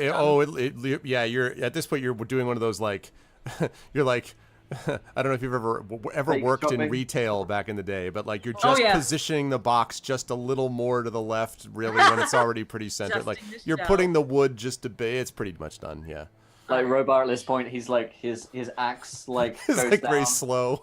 He's like, oh, he misses. And then he's like, he like puts the axe down and like slices for his thumb. He's like, oh no, I guess I'll have to go see a healer about this. Ugh. Oh, okay. And River just River makes a show like rolling her eyes and going, "You clumsy sod." Ugh. Anyway, Humans don't know how to handle axes. she's also going to basically if she's done there, she's going to go to Volta again to be reassigned to something else. Okay, so you two So are she'll bring him like just kind of like, come on, let's go talk to Volta then. okay. So River and Robar are going. Inga, are you going with them? What are you doing? No, I think I will stay here. Like, Okay. Make it look less suspicious, I guess. Okay, so you will stay there. Robar and River, you guys go over, and you enter the tent shortly after, not quite after, I'll tell you when, but shortly after Valter is entered. Tani, as you are sitting there with just sitting there by yourself for a minute with Farron actually standing up, looking down, Valter comes into the tent, kind of lowers his head as he's, as I said, your height, so you also had to duck down a little bit, and comes and says, "Well," and he looks down and he sees that Oderic's kind of eyes are open. He's like, "Good." There, Glad- confirmation. He's like, "I'm glad to see that. I'm glad to see you're doing all right, Oderic." And Oderic now looks back up at him and nods, and says, "Who are you?" And Valter says, "My name's Valter, lad." Now his voice gets a little gentler, maybe quieter. "My name's Valter, lad, and I'm glad that you're here with us. I wanted to make sure that you weren't being treated with the rest of the rabble out there. Farron, why don't you go out with them?" And he kind of jerks his head that way. Farron kind of, shakes his head like, again, I can't believe all this nonsense, and pushes his way out, and actually exits just as you are about to enter. Like as you guys, Robar and River, are walking towards the tent, you see Farron come out. You don't know that he's called Farron yet, but see this guy walk out. And Valter says, "You've done good work there." I think you did say your name was Tawny Bear to him, I right? said Tawny, I didn't Tawny, say all right. He's like, "You've done good work there, Tawny. I'm impressed. You can stay alive for a while longer and help heal. You see, that's the way we like to do things here. Unlike some people, we like to make sure that people don't just kick out those that we don't need. Am I right about that, Oderic?" And Oderic sort of looks at him, looks confused, and kind of says, "What do you mean?" And Valter says, "Well, my men told me enough about what you felt. When you came originally to us, you said you wanted a place where you would be treated like one of them, like one of the people in that group, not kicked out because you were different. Well, here we're all together on one cause. You're the kind of person I need working for me, Oderic." And Oderic sort of nods and then looks up at you, Tawny, and says, "And you helped me?" He says to you, Tawny. He kind of points towards the mortar and pestle, the rocks. and Yeah. and he's already been bringing up the tea. Basically, anytime that not Farron, Walter, anytime Walter's been talking, Donnie's been kind of urging him to just be quiet, listen, and drink. And He's been doing that. sipping his tea, and says, "Yes, now and again." Okay. And he says, well, thank you then. I'm glad someone was able to help me. And Walter says, I only have people that help others in my camp. If you join me, you can be one of them, Odoric. It would be nice, don't you think, to be with a group of people that try to heal you instead of do other things, stab you in the back when you try to run. Now, he says that line, and Odoric kind of looks and then winces as if for the first time he's kind of like, oh, my back, is still hurting me.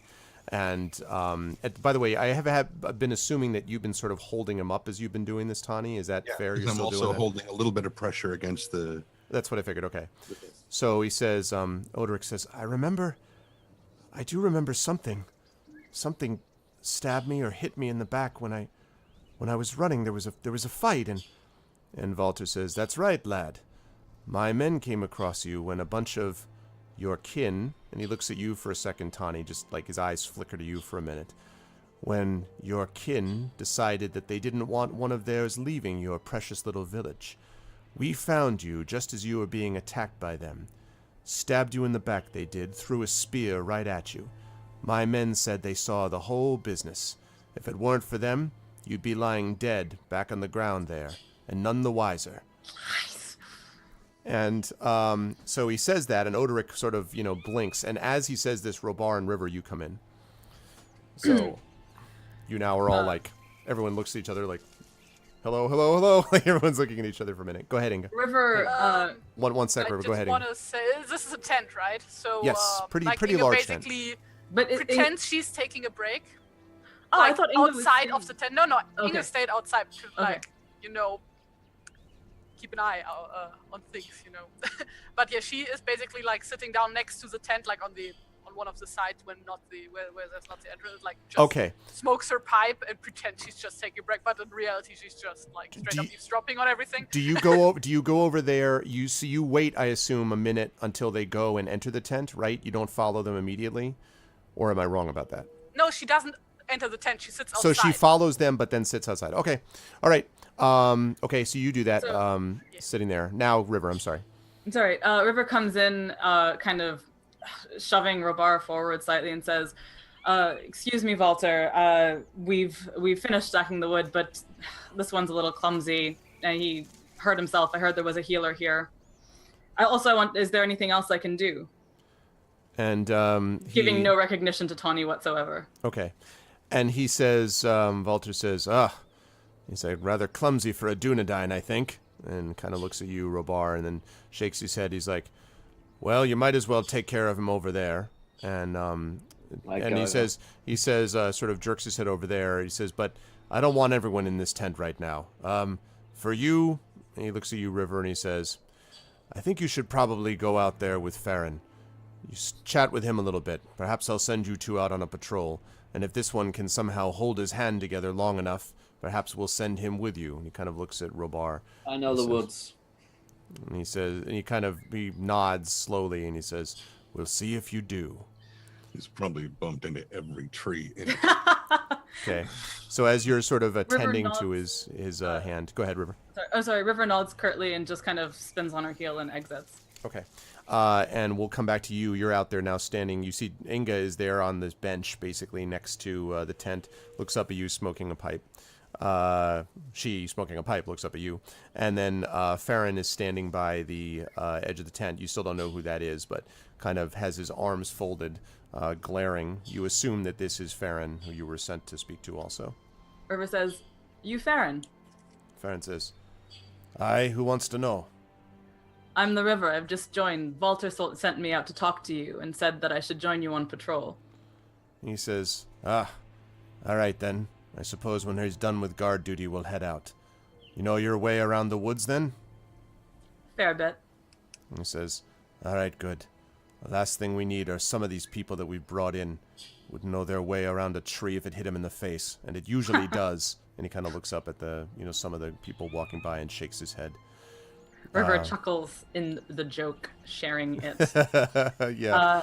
And says to him, "So have you been with Walter long then?" And he says, "For longer than he's been here with this folk, that's for sure." What manner of man is he? There's not a whole man like Walter. For one thing, he's someone who's born to lead. You can kind of see it in him, I think. His ancestor, was Valand himself, kin to Jirian, Lord of Dale. When he started out, well, this man had ambition, and he'll get there again someday, Walter will. Huh. River looks deeply impressed. Does she actually know who these people are? Valand Inga probably does too, right? Yeah, Since Valand, Dale in is, fact, right next to the airborne. absolutely Inga would know, and probably River. You might not know about Valand, but you would certainly know about Jirian, Lord of Dale. Valand, Inga was actually close kin, was actually a knight to Jirian before the dragon came, and you know that when Jirian fell, there were a number of people that were unaccounted for. You don't know, the stories don't tell what happened to Valand specifically, but it's conceivable. He drops out of the tales at that point. Like, there's no more mention of this guy Valand. But if Valand was, in fact, one who escaped, then it would suggest that Walter was in direct line, because Valand was Valter's ancestor. So Valand would have left when the dragon came, and that would suggest that Walter traces his line all the way back to Dale, which would make him a hell of a lot different than the rest of these ne'er-do-wells coming from where they do. Girion, is that like Girion? That's it. Yep. Ah, okay, Girion. Nice yes, work. I know. Yeah, what I that always is. had it as Girion in my head as well. But No, yeah. I've heard it pronounced. Well, I just know how it's pronounced in German. So Yeah, I I think it's pronounced Jirian if the audio that I heard was correct, but either way, I'm sure they don't care. Jirian or Girion. It's like GIF or GIF, and we all know that GIF is right, but that's regardless. Is correct, yeah.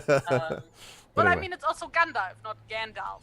So, True. Yeah. Also not German Jandalf. pronunciation. Oh, man. Gandalf. Yeah. Oh man, Jandalf the Dre. Right. Gandalf. Oh, duh. That took me a while. But Yeah, that was a boomerang one. It's Well, difficult to say too. Yeah. Yeah. Ray. Jure. It's French. Yes. So Walter is descended from Valand. Valand, yes. Valand. But as I say, you don't really know that name, River, but Okay. but Inga certainly knows about Valand. But again, Valand So Valand was that knight. Right? was this knight who worked with Jirian, but then again, his name vanishes with a lot of other names. I mean, the dragon, a lot of names vanished after the dragon came. So, Yeah, I know. as you know, Inga knows. yes. Right. Okay. Well, thanks, Darth Jazzhan. I'm glad. It's a collaborative effort on all the part of everybody, so I'm glad you're enjoying it. Cool. So we're chatting with Farron. Basically, River is just trying to kind of gather information about the rest of this, like the party, the group, and what needs to be done to what end and stuff. Okay. So yeah. So he says, well, in any case, you've chosen the right side if you get on board with Walter. He's a hard man, Walter is. There's a reason that he's got another name in these parts, but he earned it properly. And he doesn't tell you what the name is, and he goes on to say, but at least you'd rather be on his side than on somebody else's. Once we're done with Stonyford, well, even Bjorn himself might have a hard time slowing him down. And if you take out Bjorn and the Bjornings around here, well, then the entire land is open. And it'll be about time. It's about time we reclaim this land for men. Men for men, not these half-breeds, or whatever that is here. Dwarves, shapeshifters. And then he looks down and he says, well, present company accepted. I suppose some of you can be all right. But Walter never had many good things to say about dwarves. Always seemed to view them with suspicion. Can we kill them right now on the spot? An option. Right. So satisfying. So you see, he really is kind of hate giving, these guys. he's kind of giving you the look that's kind of like the, oh, well, you know how some of your people are, yeah, like that I type know, of thing, like Yeah. you're not like Those other that. ones, not like you. Yeah, not like you. know how you Right, are. right. Exactly. Right. Exactly. Yep. Yeah, River is sort of nodding, and so she goes, so I've heard it said he's going to be king, you say, but That's his king, plan. I mean, does he want to be king under the in Dale, king of men there as well, or I mean, what I don't understand. He says, well, there's only one step you can take at a time there, River. Perhaps you begin with Stonyford, then you move to Bjorn. Then what happens next?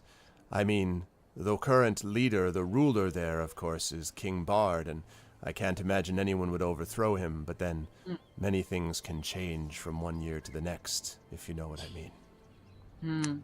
River says, indeed. Seasons pass in turn, as they say. Go ahead, Inga. And I'm going to cut from you guys to inside the tent in a minute. Mm-hmm. Wait, I thought Dale is a different place from Lake Town.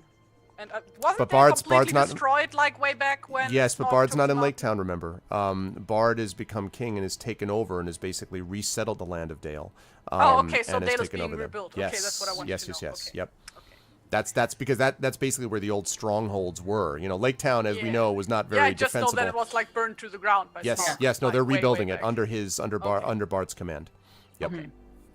Using many dwars, actually, Yeah, who of have course. come, because, you know, that's who you go to, the best workers, the best people. Well, right? I mean, You know? Inga has probably literally worked there. Yeah, so, sure, yeah. sure, yep. Yeah. Right. No, that's just all. That's all. Okay, let me cut inside the tent. So, Tani, you are there with Robar, and Walter is still sitting, next to Odoric. By the way, his sword has been at this point sort of lowered by his side, so he's just standing there with his hands by his sides, and he says, "Now, lad, I know you've been through quite a bit, but as soon as you're able to be back on your feet, I'm glad to see you're feeling a little bit better, but as soon as you're back on your feet, I really could use some help from you, you know? One good turn for another, they might say. I need some information for one thing." And Odoric says, "Well, what kind of information do you mean?" He says, "Well, for one thing, I'd like to know a little bit about your village. I mean, the first place that I'd like to go to return some justice for what you suffered is those people. Don't you think?" And Odoric kind of says, "Well, I mean, some of them, yes, some of them deserve it." And he says, "But not all of them, maybe. We'd have to be careful." And Walter says, "Oh, of course, lad. I'd never think of just sweeping over it and destroying it all. That's not how we work. We don't stab our people in the back." And he says, "But don't you worry, lad. That's why I'm talking to you right now. I want to make sure that I don't take the wrong people down, you see. When I begin to establish my rule, I plan it to be one that's based on justice and everyone having their fair say. No more removing people because they don't fit in, you know." And Odoric Except is... for when they are not human, right? You're not there. Odoric is... Odoric Yeah, is... right. Certain irony in this. Odoric is nods his head. "Yes. Well, that might be true." He says, and how many... Do you have just the men that are here?" And Walter says, "But more of them are joining every day. Why, just look here. One of your own kind is joining us as a healer." And he points over to Utani and he says, "And we've got others. Even the Dunedain." And he sort of pauses a little bit, like, "Even the Dunedain," as Robar is there. He's like, our part Sucking of on our its mix. bum. Yeah, like, "Are part of our mix." He says, "You can be a part of that, lad. And what I'd ask you is to think about that. Think about what it would be like to start new, start fresh." And Odoric looks up and says, "Well, I can see something to that, I guess." He says, "You know, lad, perhaps you just need to kill the past." I'm sorry, I can't do it. I was gonna make a Star Wars joke. I was making a joke. I was just making a joke. Yeah, no. He doesn't say kill the past. But he does. He doesn't say that. I really wish he could, though. But no, I don't want to get the VOD muted by Lucas. By Disney. No, what he actually says is he doesn't say that, but he says you could start fresh, start new. If you were to join me right now, well, you could be a lieutenant for me. My men said that you fought really well before you were betrayed the way you were. Well, how'd you like to stand with brothers by your side instead of traitors at your back? That's what I offer you." Tani and Robar, what are you, besides, like, attending to Robar, the thumb, which was a pretty superficial cut, is pretty quickly bandaged, so unless you want to keep wrapping it up and making him into a mummy, what do you want to do with it? You're so fascinating. Like, his whole hand is like, ah! Like, you have a -8 to, like, hit because you can't actually hold your sword. Oh, man. So what are you two doing? Go ahead, Romar. Robar is listening to all of this and exchanges a glance with Tony Bear and says, think I'm ready to go on that patrol. And Walter says, hears that and says, good. That's about time. I'm going to need you to make sure that we do our last perimeter check before we leave this place. And he stands up. Oh, so go ahead, Tony. And so Tony kind of juts his chin out towards Robar. He's like, you. And he grabs a small cluster of little green things with little white flowers. If you see any of this, bring it back. Okay. And it turns to Walter and says, in line with that, if you are intending on a fight, I don't have the materials to heal this entire camp. I need to forage. And Walter turns and he says, all right, I'll give you a man to go with you when you're doing your foraging. He says, although, to be honest with you, Tani, it's pretty soon. I'm not going to need you to heal the entire camp. I only want you to heal the good ones. And he kind of winks at you. And then he looks back at Odoric. He says, lad, I've got things to attend to, but I'll be back here in a little while. I'm going to leave you here. There'll be one of my men outside. If you need anything at all, you just call for him, and you just get a bit of rest. When I come back, we'll talk more, and you can give me some of that information you have if you've thought it over. I'm glad you're back, lad, and he kind of, glad you're back on your feet, lad, and he kind of leans over and puts a hand on Odoric's shoulder, and he says, you remind me of what I might have had if I had had a son myself. I'm hoping you can be by my side, lad.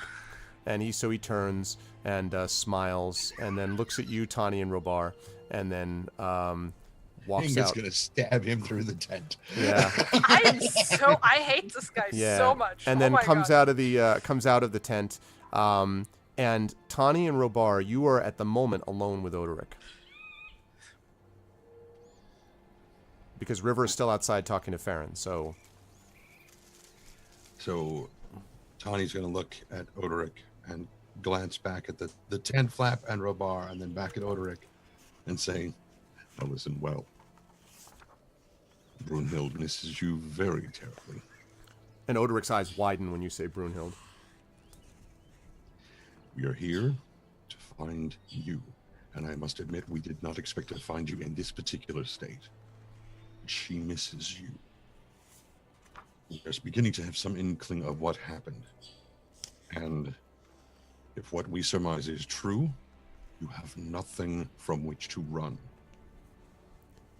And he glances at you. Okay, Tani, I'm going to have you do this because of the way this is started. This is an audience.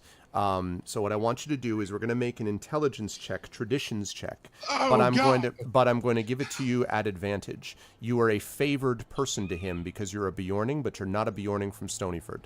Now, he doesn't yet know exactly who you are, and that's part of what this is. Because the reason I'm telling you to be looking up this number is because as you say that, he says, Brunhild, well, who are you two? Are you from Stonyford? And he kind of, what? Tell me who you are.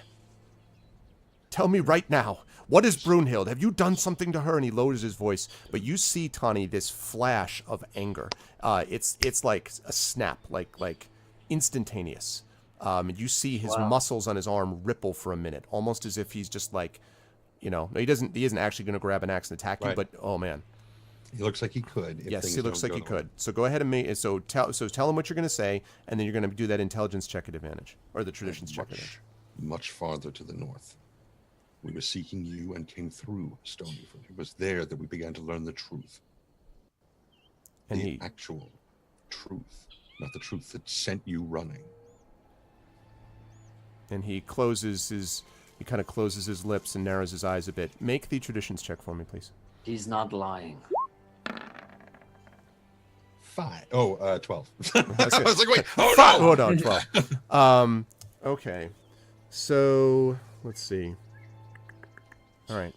He so you say this to him, and let's see. 12, 14, advantage from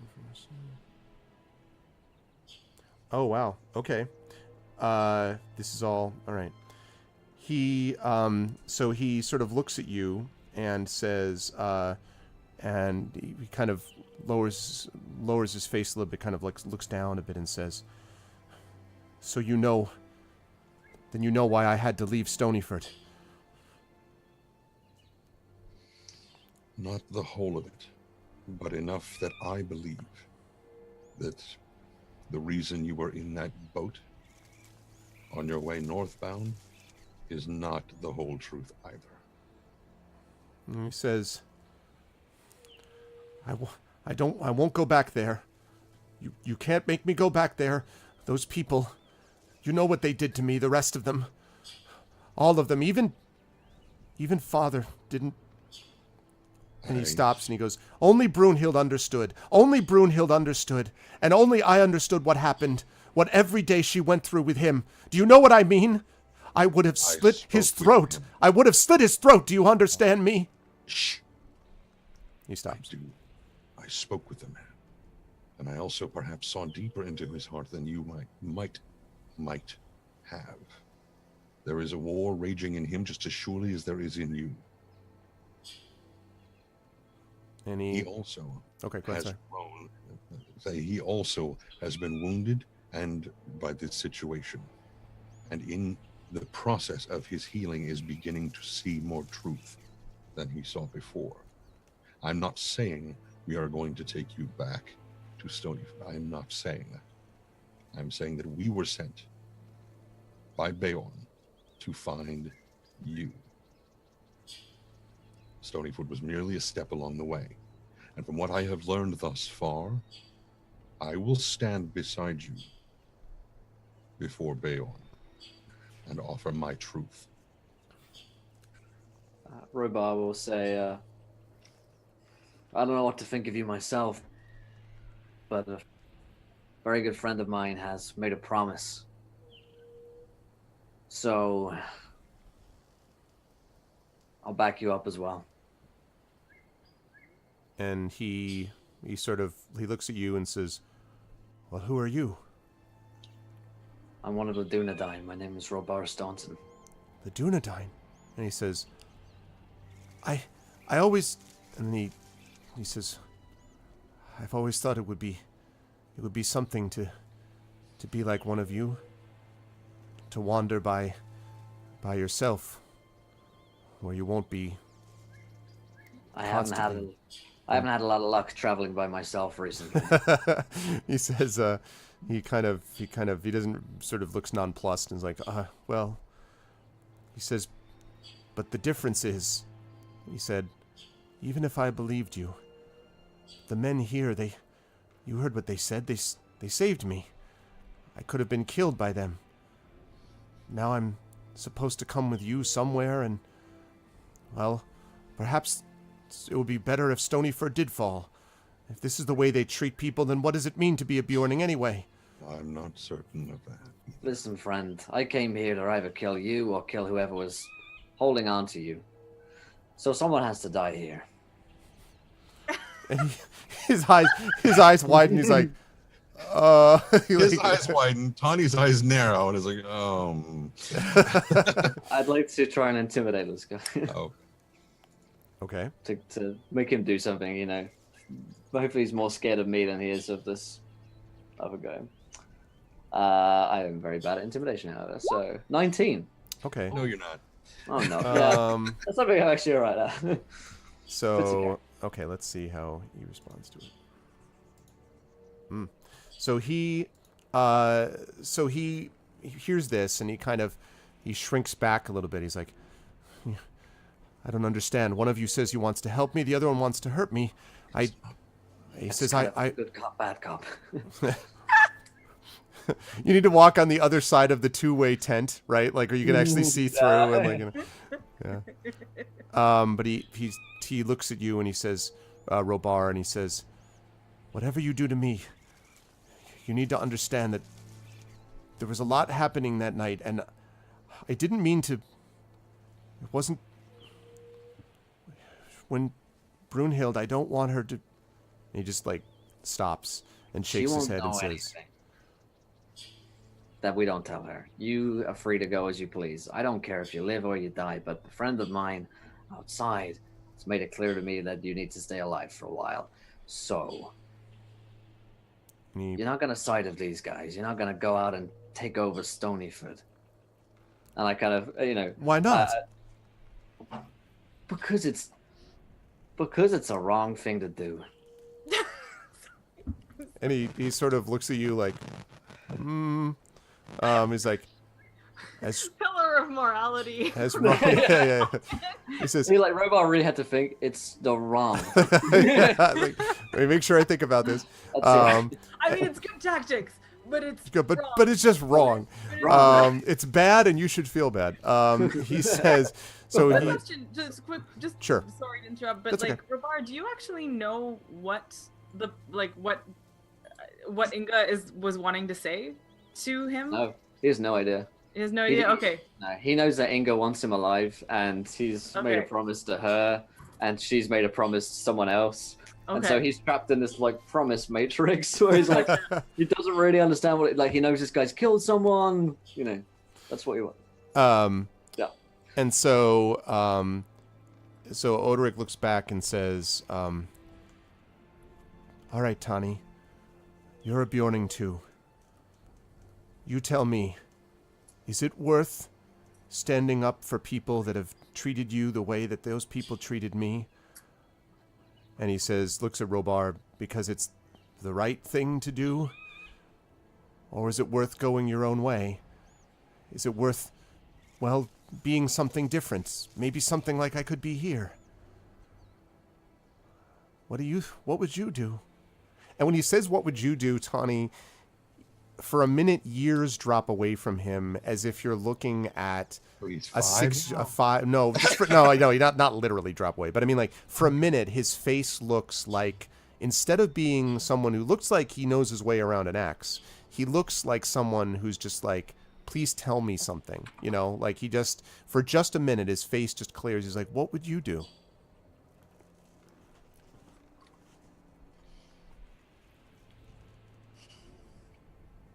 If you join with these men, what will you be? And he thinks about it and he goes, well, one of them? And what are they? What are they about to become? Kings, maybe. They're killers, my friend. Killers. Now, in any fight, especially a fight where, and he kind of looks towards the tent flap where Walter just left and says, if he's talking about wiping Stonyford from the map, deserving or not, that is killing.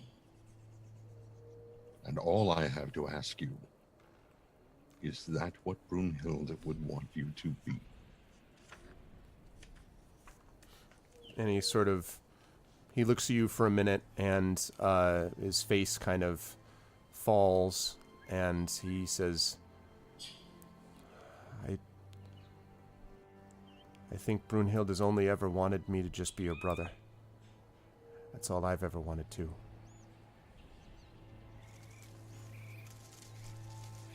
For my opinion, that is your answer.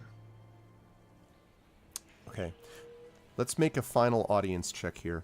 So this one is going to be, let's see.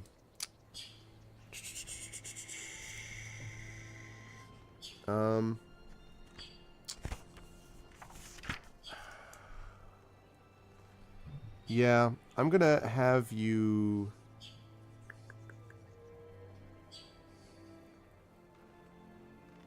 Yeah, I'm gonna have you make a persuasion check actually for this concluding check.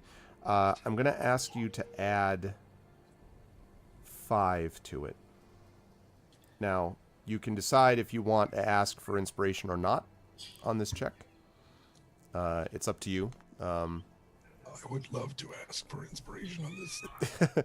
So, chat, if anyone has got an inspiration, you could come up with a worse time to use it. This seems Definitely like it's could. a rather important Please moment. don't, but you could. Yeah, you could. So, if someone has got inspiration they would like to use, now is the now is the time, as they say. Now is the hour. Now is the Yes, that's the same right. now is the hour. What do you think? What do we got? Maybe? Maybe? This is the power. Stupid. I feel like there's a longer chat delay too, because we gotten some responses with people like that seem like they're coming a minute after the actual event that's happening. So Don't know what that feels like. Nope. Yep. So you think you still have one? I think you do, Stump. Yeah. So what you can do is you can go, if you want to use it, ! Inspire space Tawny Bear or Tawny. And I think it's just Tawny because the way Bear inspiration spelled- works, yeah, exactly. Darth Jazz Hands, the way it works is if you support the Patreon or if you sub to my channel at a certain level, you get 1 or 2 inspirations you can use per month on any of my D&D sessions, including this, the Esper Genesis thing, or the Infinity and Beyond campaign that I've been running for a long time. So you're able to use that. I know JRab used a couple already, and you can support the Patreon at a certain level to get an inspiration. If you already have one, then you can just do what Stump-O-Matic might be about to do, which is to do ! Inspire space and then Tawny, and then it will THONNI. right. Otherwise, you might accidentally inspire Inga, who would immediately be like, "I am smoking I'm more going to powerfully." kill Walter. I kill Walter. There it is. Yeah. All right. So Stump-O-Matic has inspired Well done. Tawny. Thank you, Stump. All right. Yes. Very, very much. Thank you, Stump. Let's do it, Tawny. And it was what? Oh, Plus persuasion. 5. Persuasion plus 5. So add 5 to this. 17 plus 5 is some number I can't think of. Wow, look at that too. 17 plus 5 is 22. Nice. So he stops and then he looks at you kind of and nods and he says, I think you might be right.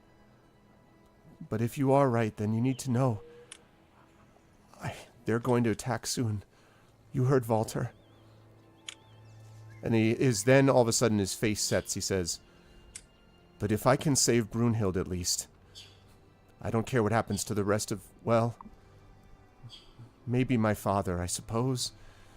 If I can save him and save Brunhild, then it's worth all the rest of them put together. Then I have an idea. And he looks at you and says, I could lead them in a trap. I could bring them to the north, all the way up to the north, to the ford, and then send them east. Maybe that would give you time, and you could go warn Bjorn and the rest of them. I could do that. I am good enough to keep them away. I believe him. And he says, I mean, it's what I would do. and he says to you, Tawny, I mean, it means you're letting go someone you were sent to capture. But I will do whatever it takes to save Brunhild. Whatever it takes. And I think with that, That's what we got. we are going Yeah. to cut right there at that stuff. All right. Having fields. Good stuff, guys. So this was, one of the things I love about these campaigns is how sometimes there are these larger macro battles, larger macro moments. Here you didn't cover much like physical ground, but you did a hell of a lot in terms of discovering things, arranging things, figuring out about this plot, dealing with Walter, Farron, the stuff with the, and you did a good job rolling with the punches. One quick note, which I'm going to talk more about, hopefully Will and I may talk a little bit about this when we do our Masters of the Dungeon show next week, but going with failure is just as important as going with success, not trying to coordinate it and be like, well, that's going to make things crappy. I'm going to have to pretend that it was a success. Robar failed the roll, so we went with it, and it made it into a really, funny and invaluable thing. So just as I'm a still reminder of convinced that he was too. doing that all on purpose. I mean, listen, and that can be part of the narrative too, So Failed to roll is Robar's middle name, actually. yeah, would be actually able to do it as well. Well, so I'm going to let the people in chat go. Let my players go. But before I do that, I want to make this announcement because I actually spoke to Amal about this, so she knows who this person is. That is the first player that I am pleased to announce as part of the Esper Genesis campaign. Now, as I mentioned, this is starting a week from this Friday. And it is going to be, our new science fiction, 5th edition rules, basically Mass Effect meets Phantasy Star with a lot of Star Wars thrown in. So it is pretty awesome. I'm very excited about it. I'm very excited about the cast. We last week announced both the time, and then we released that little shadowy poster. And so this Friday, the 23rd, we are going to have our 4 players for you. Not this Friday, I'm sorry, a week from this Friday, which will be the 23rd. The first player of the 4, I am pleased to announce is, drumroll, Cat Rambo. Cat Rambo, who is the president of the Science Fiction and Fantasy Writers of America. She is a wonderful writer, a very gifted writer, who Amal knows, of course, and I do as well. My president. Yeah, exactly. But Kat is a really, really nice person and is perfect for this. I had the idea some weeks back when I saw her talking about prepping D&D and like being really excited about it. I'm like, Amal has been an amazing addition to this. Why don't I ask another fantasy and science fiction author as well? And I thought Kat would be perfect for it. And she said, quote, that would be a blast. So she is joining my group. So player number 1 is Cat Rambo of the Esper Genesis set. And I'm really excited about that. Now, you may be asking yourselves, wow, Cat Rambo, authors, Esper Genesis, Phantasy Star, Star Wars, Mass Effect. How can I help? I'm glad you asked. That's you exactly can help. how it was worded. You can help with Thunderclap! Exclamation point Thunderclap! And I really do need help here. I'm actually going to let hopefully Kat spread the word now with her own followers as well. This Thunderclap is something that we're doing, which is basically micro-targeted social marketing, social media. The idea is if you can sign up for this, then 1/2 hour before the event occurs, which is 8 p.m. Eastern on the 23rd, at 7:30 p.m., a tweet or a Facebook or an Instagram, one of those 3, or all 3 of them if you want to sign up for all of them, will be sent out. It will say that one thing that you'll read on the page, which is like, please go support this Esper Genesis thing. If we get a number of people doing it at once, all of their followers find out, it becomes a big deal. Right now, I think we have some crazy number of social reach, like thousands and thousands, because it's all the combined people together. We have 57 people signed up. So if all of you folks were able to go over and do that, I would appreciate it. There is no money involved. There's no data mining involved. There's no signing away your firstborn or giving up your social security number or blood type. There's none of that. It's just something which is going to help us. And the reason this is important for my players here is that my channel is increasingly, as you folks can tell, based around story and narrative, which it's always been, but also around role-playing too. And the more attention that we get to something like Esper Genesis, which is officially sponsored by the company, just like this campaign is sponsored by Cubicle 7, Alligator Alley Entertainment is sponsoring Esper Genesis. We are the official campaign for them on Twitch. So the more we get attention to that, the more we can get attention to these amazing players, the more we can get attention to my amazing players in my Infinity and Beyond campaign. So all of that is to the good. I'm very passionate about community building, and I'm very passionate about what we can do together. Best way to do that is to gather people, like-minded, good people together, because it's just, as Robar would say, wrong not to do that. So it's really important for everyone to come together. Brahms, he said you don't have to. Yeah, you can sign up your son. If your son has got a great reach, I mean, I know you've got, your son's like about 2, right? So I feel like your 2-year-old has got a great social reach. I think you should sign him over and all his followers too. So Like, think of all the kids from kindergarten, for example. yeah, exactly. So what do you mean don't look in the right folders? Chaotix, you know what, man? Current social reach, 80,000. Holy crap. All right, so that's impressive. Those are all the people we're going to reach. 80,000 people. So please, if you could sign up for that, that would be great, to join us. And Kat, I will announce the next person on Friday. I will announce the second person, and then I will announce numbers 3 and 4 on Saturday's stream, which is the first of the Infinity and Beyond streams for this month. So That's what we're looking at. Thank you, Will, so much. Thank you, Encounter Roleplay. That's why we signed up. We signed up and immediately our social reach doubles because Encounter Roleplay like has an epic reach Is across that the what interweb. that stands for? Okay. Yes. Check Thank Discord. All right, what did I do wrong this time?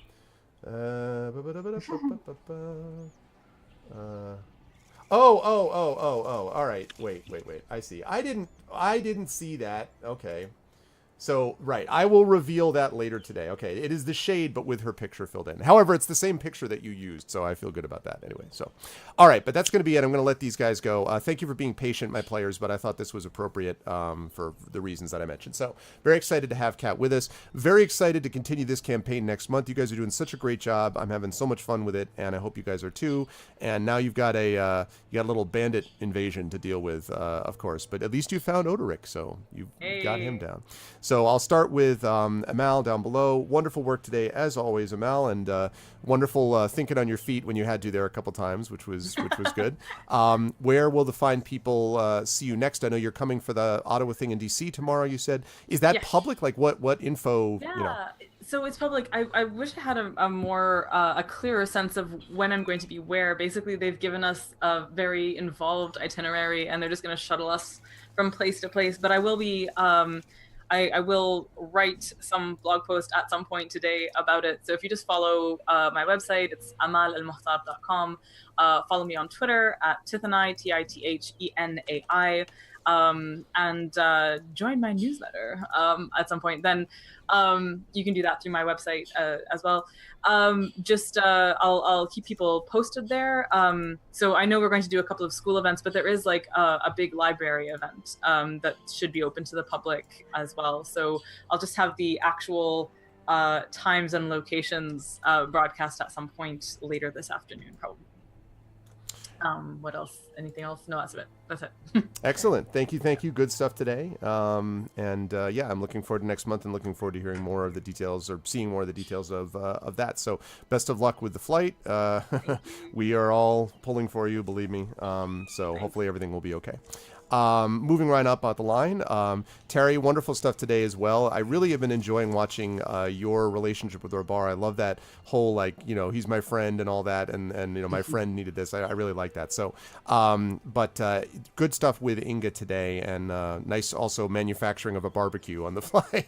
So, where will the fine people? That's the one thing she can do: build stuff. Yeah, very quickly. Where will all the fine people be able to see you next, Inga? I called you Inga. Terry, I know who you are. That's fine. I'm not sure. I suppose like next time we play this wonderful game here. Okay. And other than that, I did mention that like second to last time already, but this weekend I'm gonna be in Amsterdam. So like from Sunday to Monday, we're probably gonna head home like Monday evening or something. So if anybody is there wants to grab a coffee, I'd be down for that. And also, yeah, that's. Yeah, don't really have anything to add. Like I can't draw at the moment, so no point in advertising my drawing stuff. But yeah.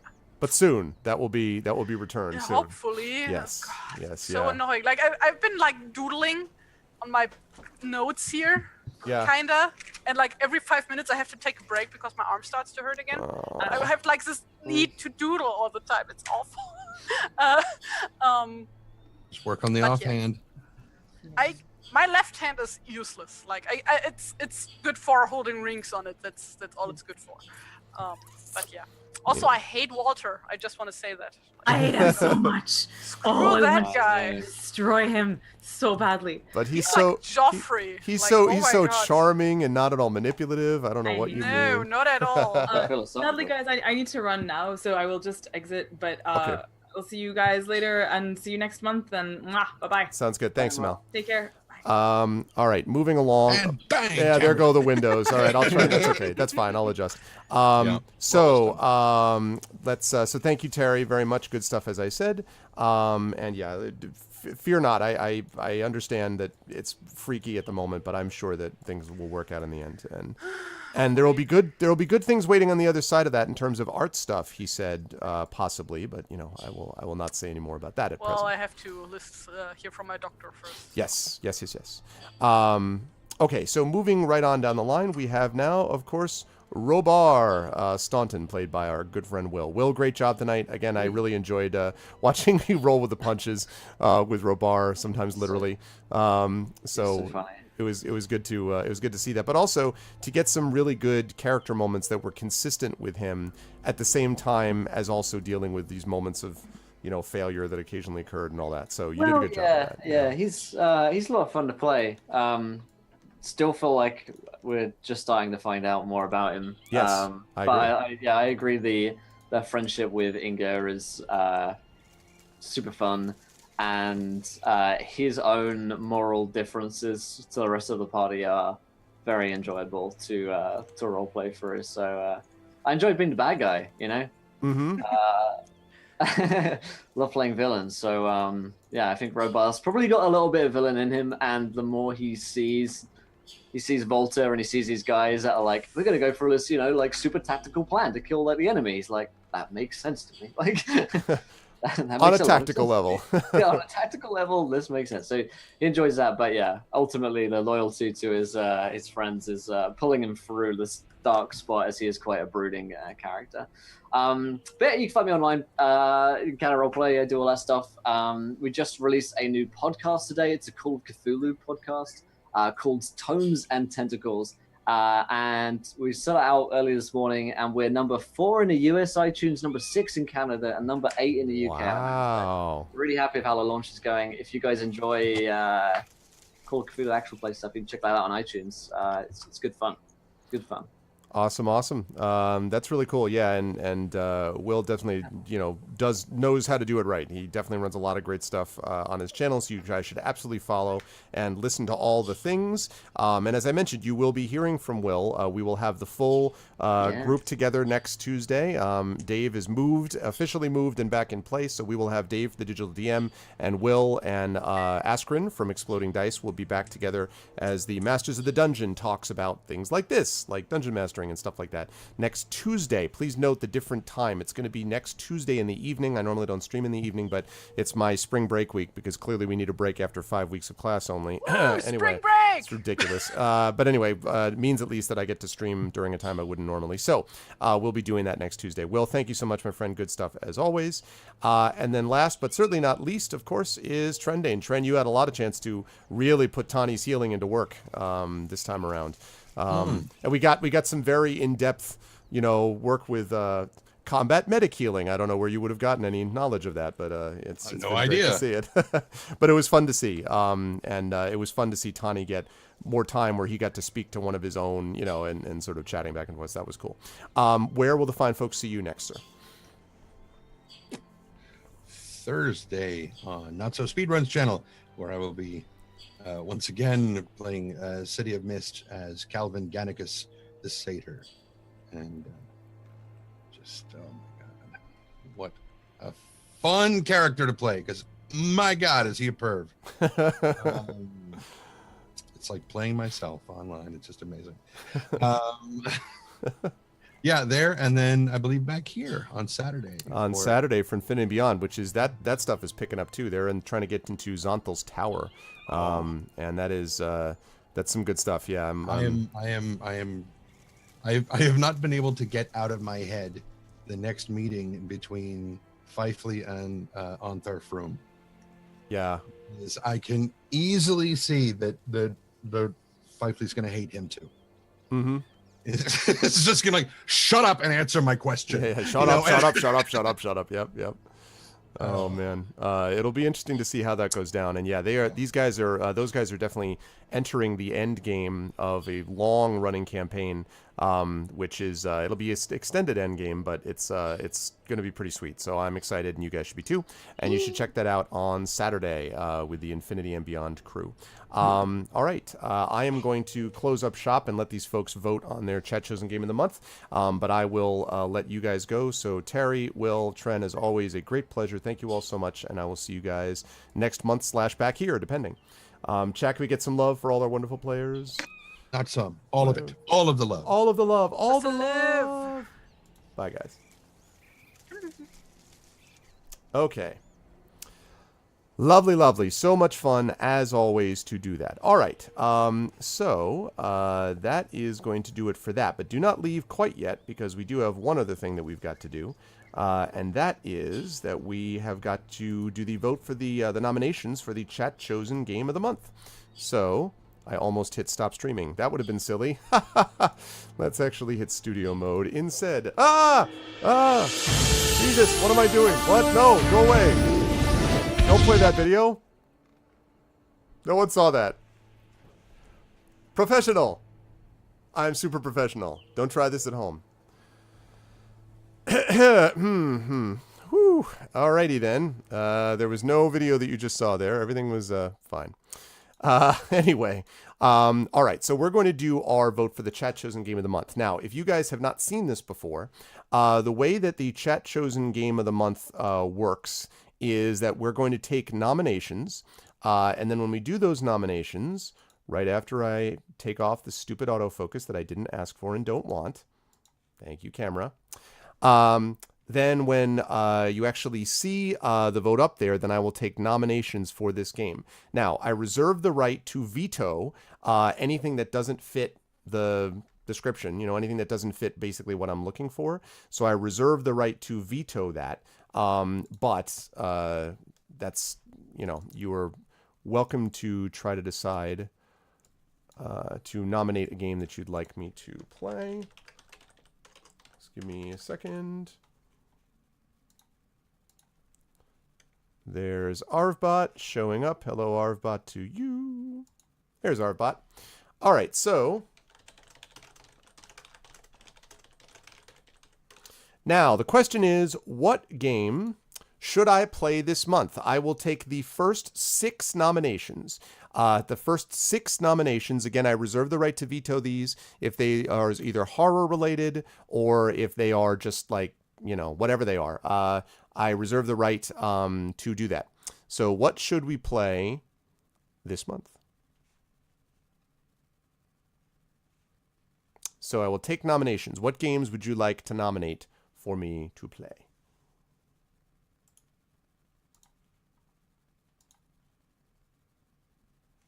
Toonstruct. What is Toonstruct?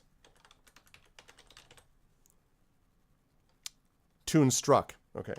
I don't know. That sounds very vaguely familiar to me. Growlancer 2.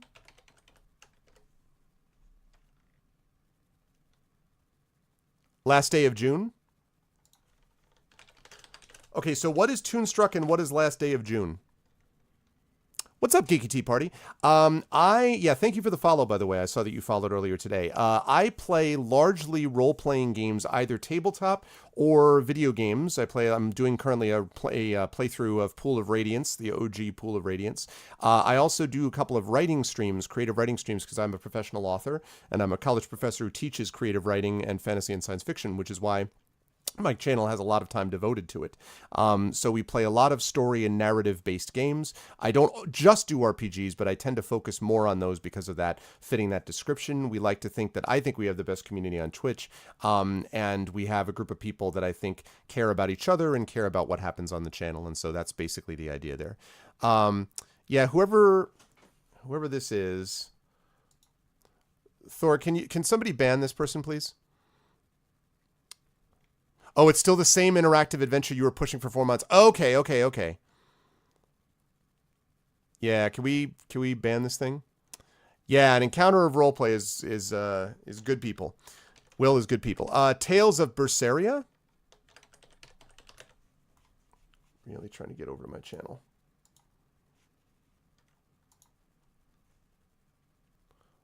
Also,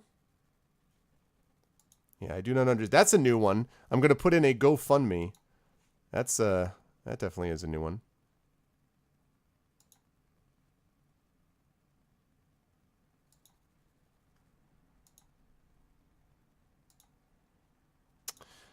Alrighty. I am happy to introduce, by the way, 2 new moderators to the group, Chaotix and JRab. have been added as moderators. Congratulations, gentlemen. For many, many reasons, a couple of which I can't talk about with chat, it makes sense that you guys are added to the moderator group, so enjoy your power and do not abuse it. But thank you, thank you.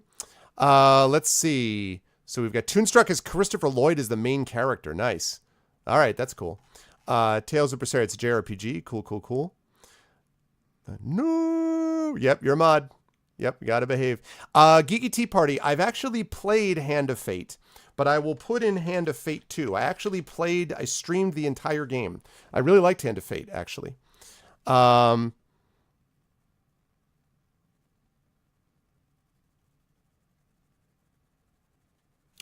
also.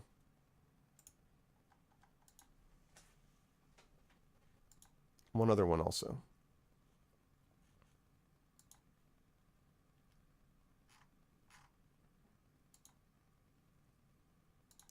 One more. Well, he can't bully you anymore, Terry, because welcome to Modship. This is the other person that I wanted to add. Welcome to Modship and Portal 2. Wow, these are some good games here. Welcome to Modship, Terry. Congratulations. Chaotix, Jay, and Terry have been added to the power of moddom. You have a sword. There you go. You have been given the power. And that's going to be it for new mods for a while. I try not to I don't like to over mod because I don't want to have way too many people, but there's a couple of people that are being removed from that position because they're not here anymore. So I needed some people to jump in. So I can't handle this pressure. You like wave the sword around. Ah! Okay. You just finished Portal 2. I have not played Portal 2. I've actually haven't quite finished Portal 1, which I probably should finish. That's the only thing about Portal 2 is that I probably should finish Portal 1 before Portal 2, but we'll see. Anyway. All right, so here is the poll. So, Toonstruck, Growlancer, Last Day of June, Tales of Berseria, Hand of Fate 2, and Portal 2. There are the... Oh, wait a minute. I messed that up. Okay, let's try this again. There we go. There's the vote. So, there we go. Toonstruck, Growlancer, Last Day of June, Tales of Berseria, Hand of Fate 2, or Portal 2. Now what I need folks to do is to vote. You can do that by doing $vote space and then the number of the choice that you'd like to vote for. The top 3 choices will be put into a straw poll, and that straw poll will be voted on over the next week. Next Tuesday, we will have our final vote, and then the Tuesday after that, I will actually play the game in question. So I will play the game in question in 2 weeks, and next week we'll have the final vote. So now is the chance to get your time in. Yeah, you don't have the sub button, but you got a sword thing in there. I don't know why you don't have the sub button in there.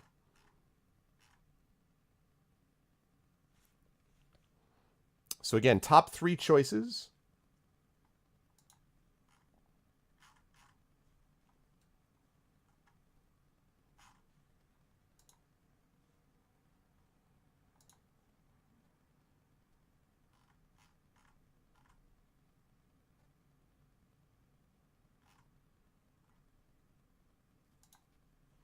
Just taking a look quickly. Hey, we're up to 65 people in the thunderclap. 35 people left. That's it, guys. We just need 35 people to hit our goal. Our social reach is 80,790. We just need 35 more people. 35 more people to hit that 100 for the Esper Genesis thunderclap. 35 more. 35, we're gonna celebrate. All right, oh yeah. Oh, I see the sub icon now. I see your sub icon. There it is. Yep, there you are.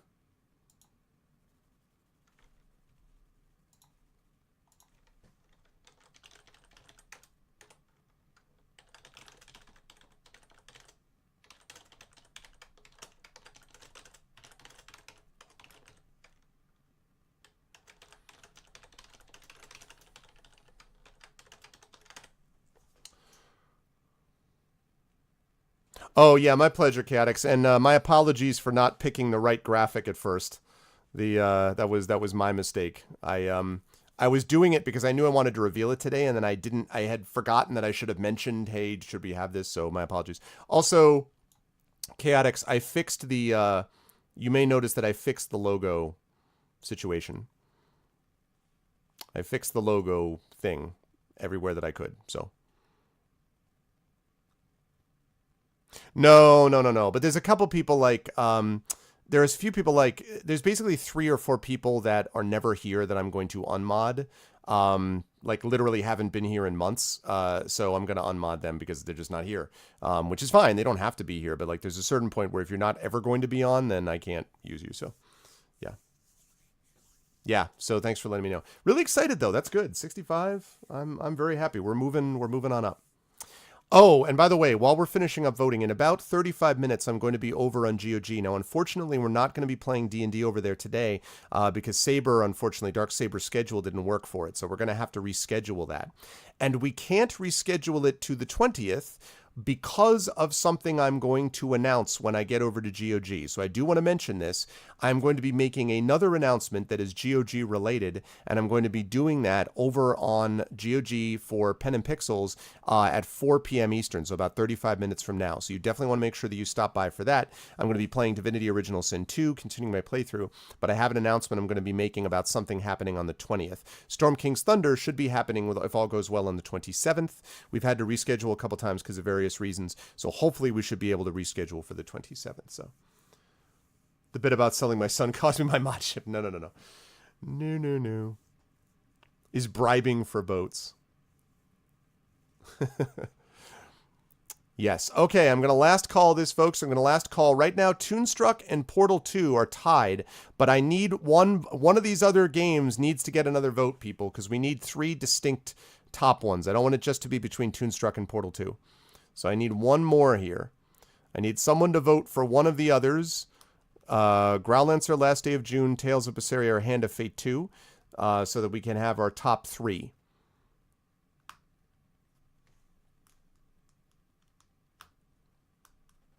Ah, there we go. Thanks, Elias. Oh, man, Brahms. No. My Majip, yeah. Okay. Toonstruck, Portal 2, and Tales of Berseria. All right. Toonstruck, Tales of Berseria, Portal 2. Okay, last call. Going once. Going twice. And poll is closed. Okay. Yeah, sorry, Chaotix. Someday, Chaotix will happen. Someday, Last Day of June will happen. Maybe it'll happen in June. Ironically. Okay, so what I would like is if one of my mods, and this can be either the new ones or Kilobyte or Thorg, if one of the folks could be so kind as to set up the straw poll the way we usually do, and to put into it, so just, what games should Arv play for this month, and then put those 3 games, Toonstruck, Portal 2, and Tales of Berseria, in a list. And then the next thing that has to happen is it needs to be adjusted with next game, so the next game command. Thorg could probably do that part. Thorg could teach you guys how to do the next game thing, but as far as the straw poll, anyone should be able to do that. So I think you could probably, do you know how to set up a straw poll though, Terry, or not? A straw poll is not related to the channel. It's just a straw poll. Like, you just do it. But the next game thing, he can certainly help with.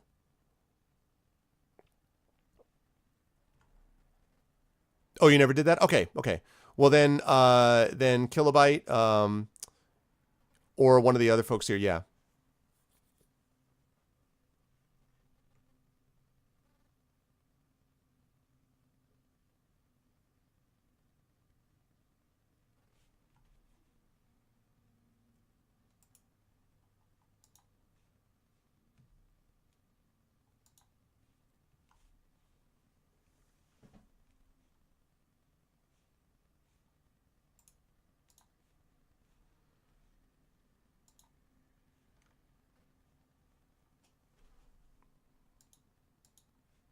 Okay, just hold on one second here.